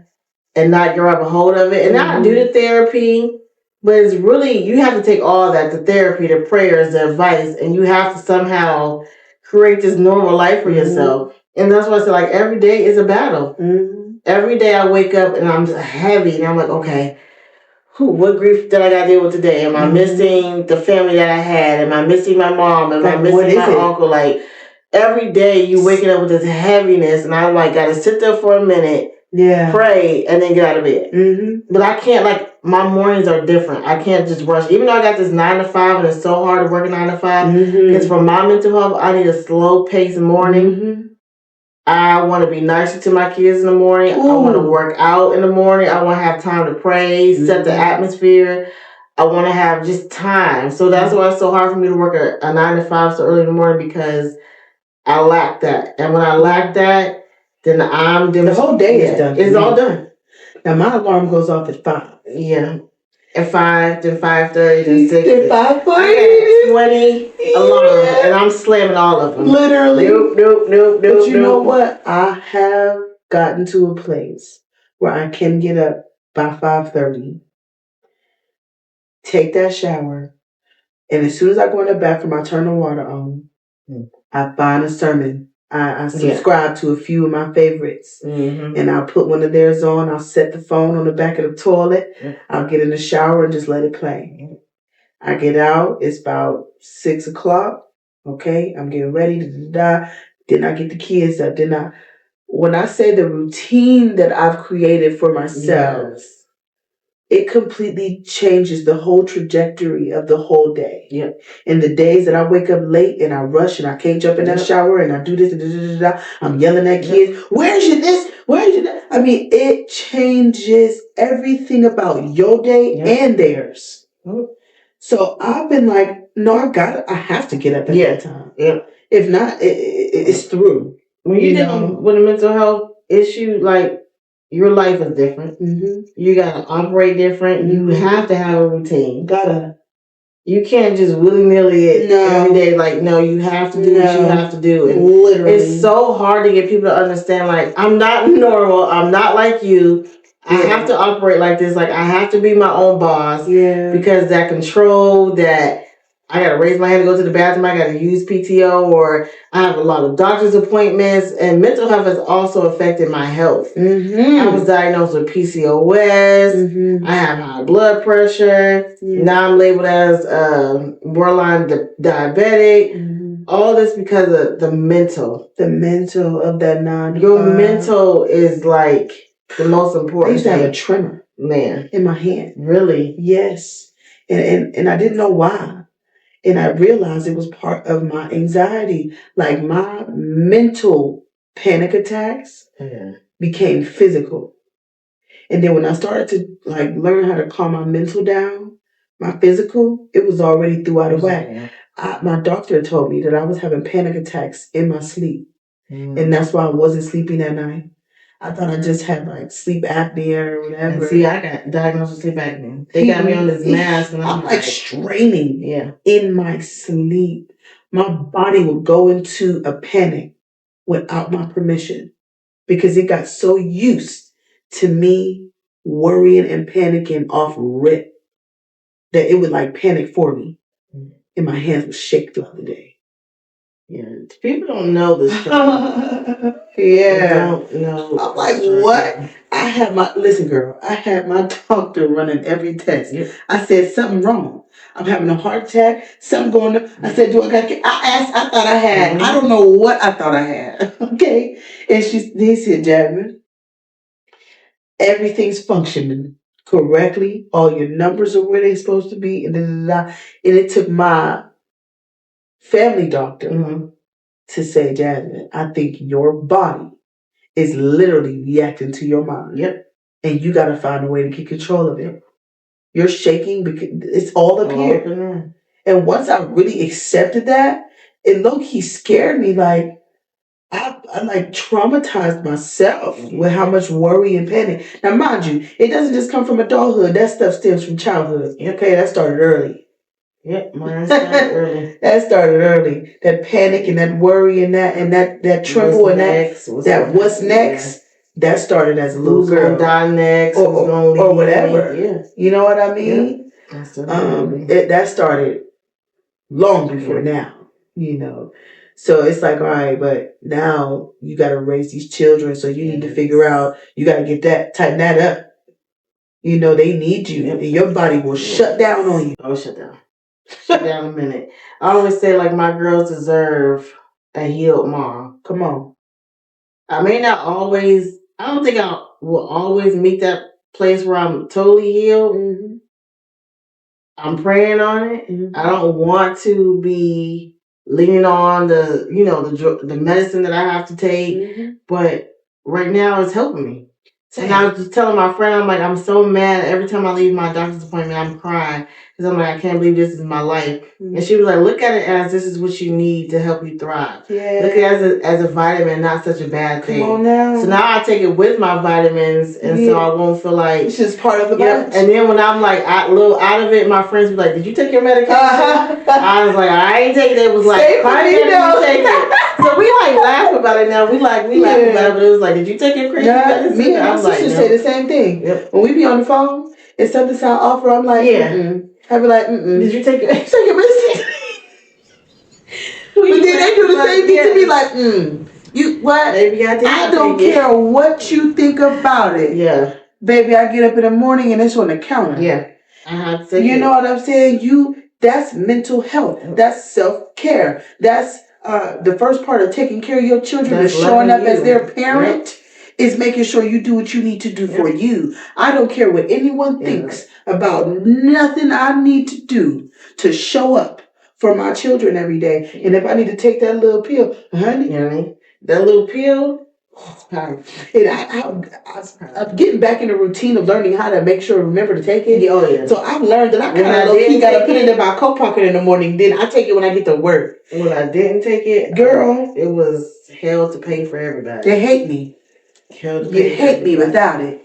So yeah, so I look at it right. I look at it as a vitamin, and I need it. I don't say like I'm like all depending on it or I'm putting all my faith and trust in it, but it helps me be the best mom I can be.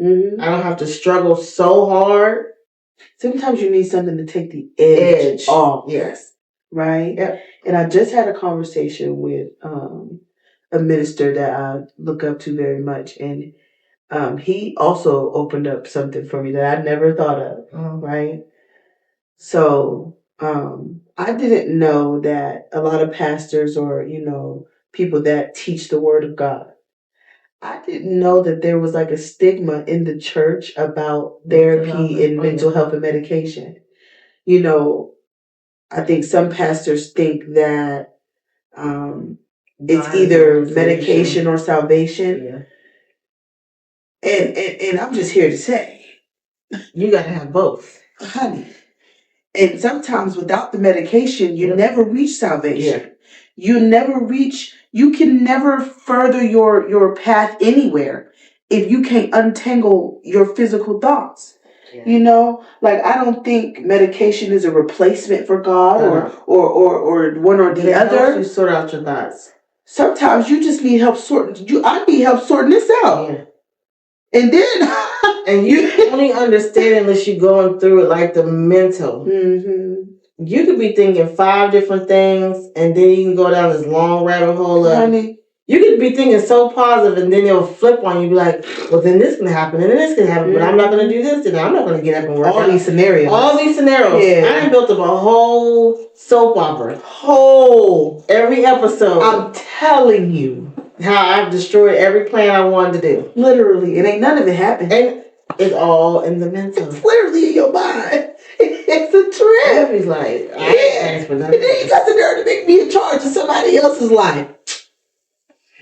Shoot. So you got to be kind to people. Be nice. Be nice. You don't know what they dealing with. No, you don't. Mental health is so serious. It's so real. It's so real. Male or female. Yeah. You know, don't get me wrong. Like, we definitely talk a lot about single motherhood, moms, and all these things. But I also know, first of all, more than females, males are number one for suicide. Yeah. Males are number one. They're actually going to do it. Yeah. You know, we may think about it, contemplate it. They say women commit suicide in different ways. We overeat. We what do we do? All kinds of things. Yeah. But men will actually carry out the actual act. You know, so this is for them too. These single fathers, no, we ain't forgot about y'all. We know that there's men out here that really, a lot of them feel like they can't even get this far with their emotions and with their thoughts because nobody saves space for the man. Yep. And you guys, it's important for you too. You know, I think, and I maybe I can only speak for me, but I think the beginning of a little girl's mental health starts with her father. And I probably would say it's different in many different ways. Mm. Yep. I do. I think, you know, a father in a little girl's life, that's that first love, that's that first direction, that's that first guidance, that's that father sets the tone for where that little girl, you know what I'm saying? Yeah. So when you are missing that piece, everything kind of go to crap after that. Yeah, it does. It does. Self-searching. So mine was more so my mom. My mom was lovey-dovey. All my attention was with her. When I didn't have that, and I moved into a household where it wasn't like that, I'm like, wait a minute. So ain't nobody gonna hug me? Oh. Ain't nobody gonna kiss me? Oh. Ain't nobody gonna tell me they love me? Yeah. And so then you start trying to find that. Mm-hmm. And I'm somewhere going down that maze. If you told me I was cute, yeah. What else you said? Uh-huh. You know what? It's crazy. When you're starving, you'll eat anything, man. And I was starving, and I hate to say, like, I don't like to use the word desperate for love. Mm-mm. When you lack something, you just want it, and you hear people talk about it, and it was like, well, what is that? Mm-hmm. I had it before, but I was so young. Like, well, what is it? You start going down these different routes. Mm-hmm. You start doing things that you said you wouldn't do, changing your character, and it's all trying to fill a void. The same void. Yep. And even, girl, and that's like a whole nother episode. But trying to fill the void. Fill the void. We'll have to remember that for next time. Because that feeling of the void almost killed me. Yeah. It can kill you. Almost killed me. It has to have direction. Mm-hmm. Mm-hmm. You have to have direction, discipline, but yeah, it can. It's put me in a lot of predicaments that, you know, I should have never been in. Yeah. You know, looking for love and looking for that validation. You know, that father love that I wanted. You know what I mean? And I looked for it in every man I met. You know, as soon as they was nice to me, gave me a little attention or complimented me, it was like, oh, you love me. Yeah. I mean, it was real. I mean, and I don't think desperate is the word. It's just kind of like when you're starving, you will eat anything. Mm-hmm. You know what I mean? And not to mention the trauma that I actually endured not being protected by my father. You know what I'm saying? And I'm not putting it on him, but it's just, it's part of that village that should be there. Yeah. You know what I mean? I've endured sexual assault. I've endured rape. I've endured molestation as a child. I've endured a lot of different things that people don't even know I've endured. You know, and I held a lot of people responsible for it, and it took a lot of healing and a lot of intentional. This work is real. Baby, this work is real. The work is real. To be a better person, to be a better you, to be a better mom, to be a better citizen. Mm-hmm. Like, the work is real. Mm-hmm. And people downplay it. Like, it's so many people that are like flying on the surface. Mm-hmm. Baby, I wish I could. Man, it's too many layers to this onion. Listen, too many layers to this cake here. Too many, but it's a daily task. Mm-hmm. You'll never reach the ending of growing and healing. Right, there's always going to be something else. There's always going to be another layer. Like, just with our bodies, we can get a paper cut tomorrow. We can bang our toe the next day. Like, it's always, your body's always healing. Your mental is always healing. True. And it's never not going to end. Mm-hmm. But you just got to find different ways to heal it, different ways to cope with it. Mm-hmm. Every part of my life is a different way that I have to cope and manage. But make fun with it. Man, what? Like, explore the options of healing and go to different retreats and meet different people. Talking is healing. Hearing other people's story is healing. Yeah. Like, I love communicating with other people. And you can only heal at your level of exposure. Yep. You have to expose yourself to other people that are on a different healing journey.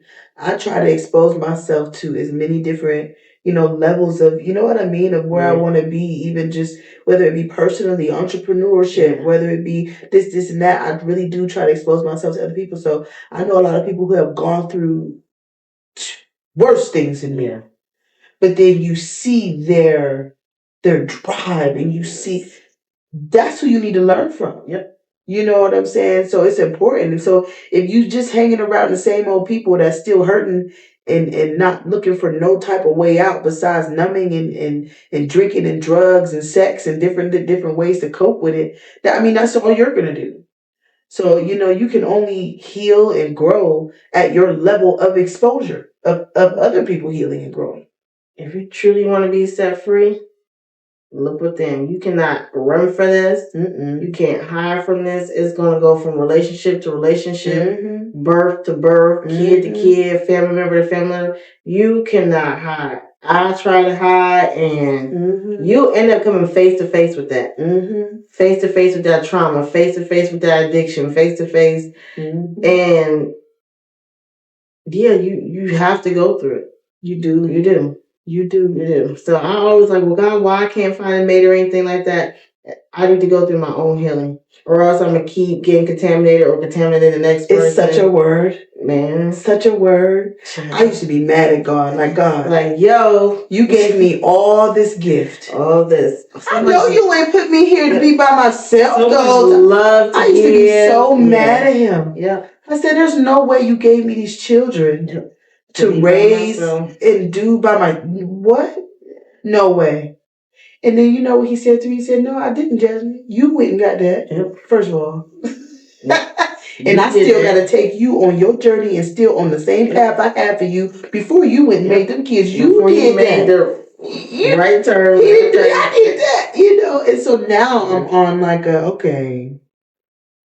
Now I'm coming for the things that I was supposed to have before the kids. And it's okay because we at 37. Girl, it's okay. But long as you get it, don't matter what time. They said age ain't nothing but a number. It ain't. Everybody's timing is different. Don't compare yourself to the next. Live your life. Heal yourself. In tune with whoever you serve. Yeah. And please believe in something higher than yourself. You know what I'm saying? It's a lot of self-righteous. No. I'm holier than thou. I'm great. I'm this. If you are not believing in something higher than yourself, you already crashing and burning. You know what I'm saying? You have got to have something, an anchor. Okay? Without mine, I don't know where. I should have been gone long time ago. The way my mental was taking me. Honey, the places I was going, from grief to suicidal thoughts to just everything. Yeah, I should have been gone a long time ago. I had a bad habit of putting my life in other people's hands for a long time. Yep, letting them direct it. What? Yep. Terrible. It's too much. But the whole point is, what we want y'all to understand is, just, Janiene and myself, everyone is enduring on different levels. Mm-hmm. Everybody heals at different rates. Yeah. The whole point is, but start. That's the thing. Start somewhere. Start ugly. Start pretty. Because it gets so ugly. Start today. Start in the middle of the night. Whatever you have to do. But start. Yeah. You want something different out of your life? Start. To get something different, you got to do a little something different. I mean, we don't got TikTok.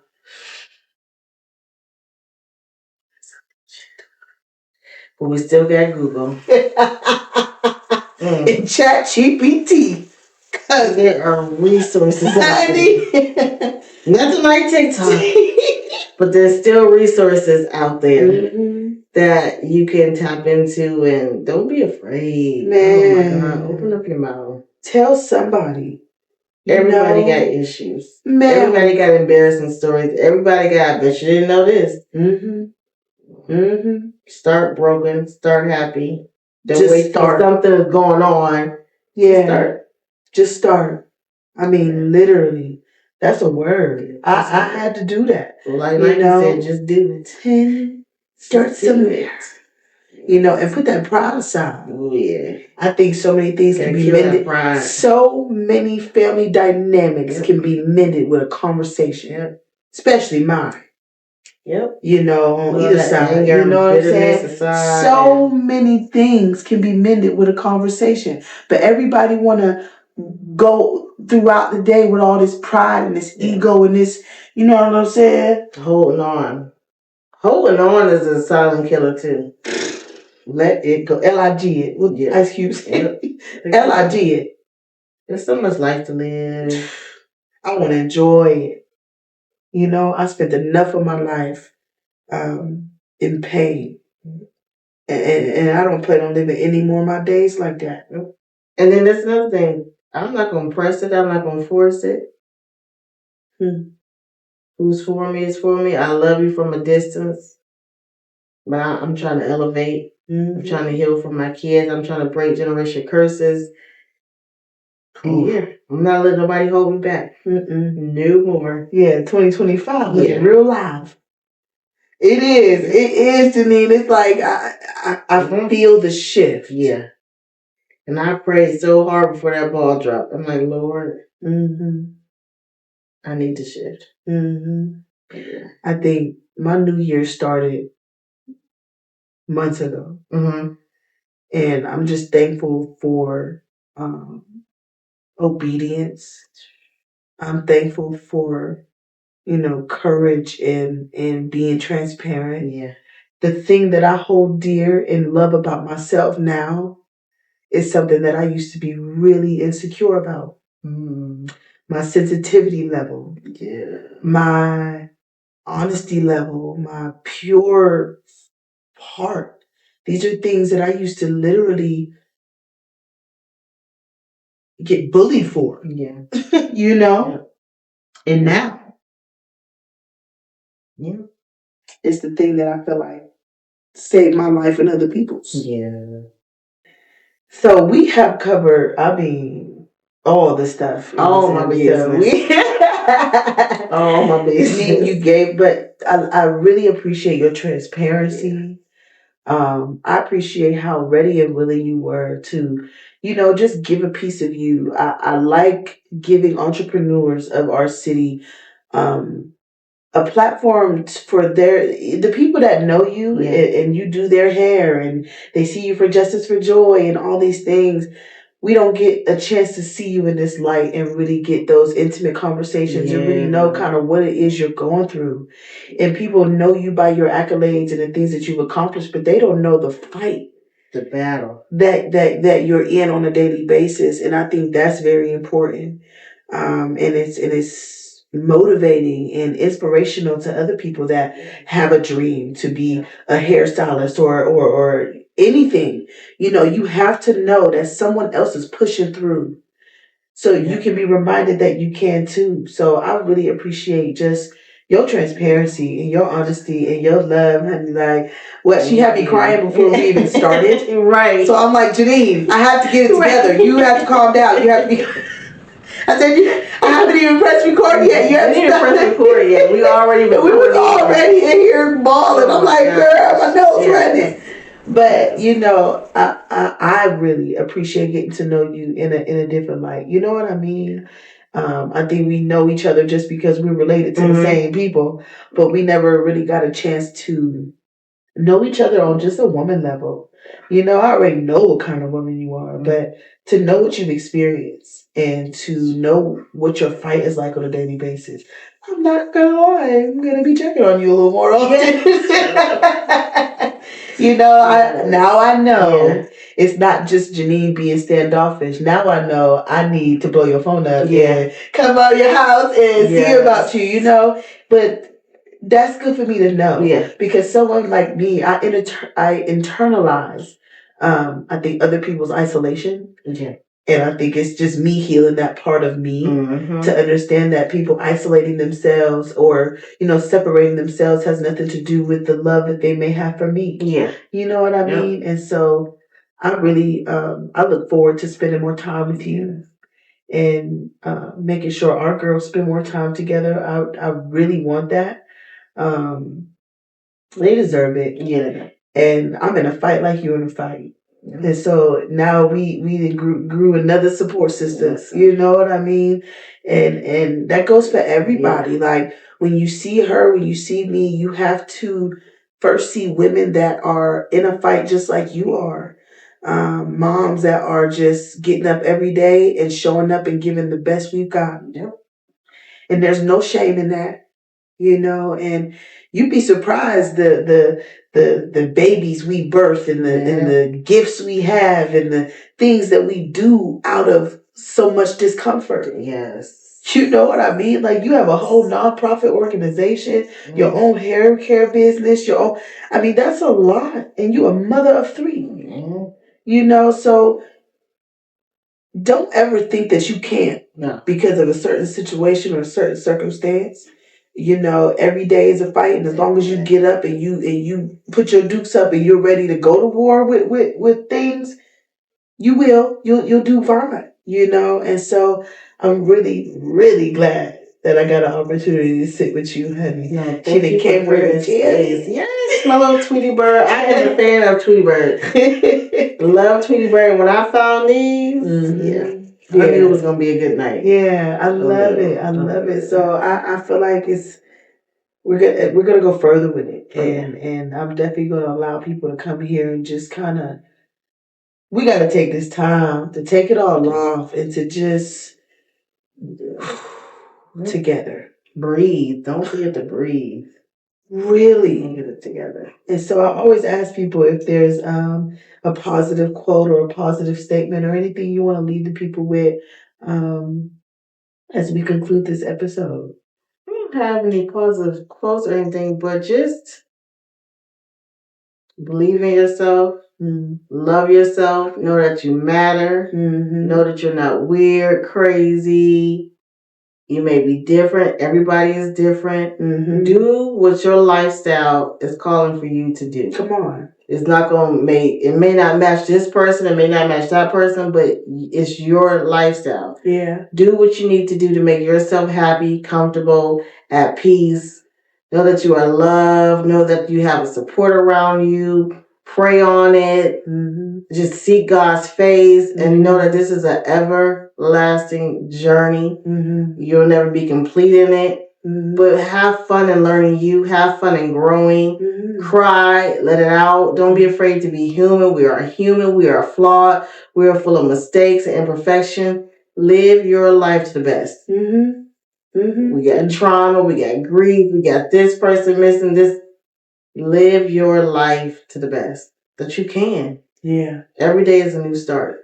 Start over every time you wake up and get a breath of fresh air. Oh my God, I tell somebody that every day. Yeah. I said, okay, today didn't go your way, but when that sun come up in the morning, it's a new day.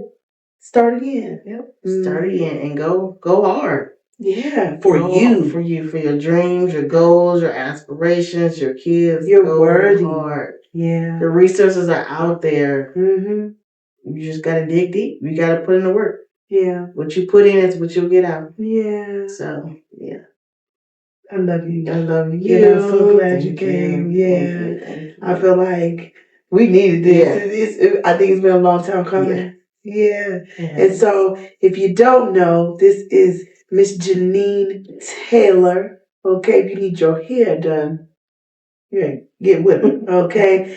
Let the people know where to find you, how to book, and where they can find you on social media.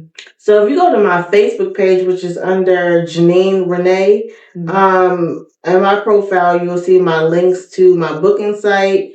You will see my website for my nonprofit, Justice for Joy. I'm also on Instagram as Justice for Joy, and that is JUSTICE, the number 4 and JOI. And then on Instagram as well is Hair by Fancy. Yeah. But yes, I'm all over social media. Search my name, and I'll pop up. I really appreciate you coming through that. Thank you for creating this space. It's needed. Yeah, we need it. We needed it. Okay. And that concludes this episode of Reminisce. Come back with us. See us next time. See who might be on the comfy couch. Peace. Be blessed.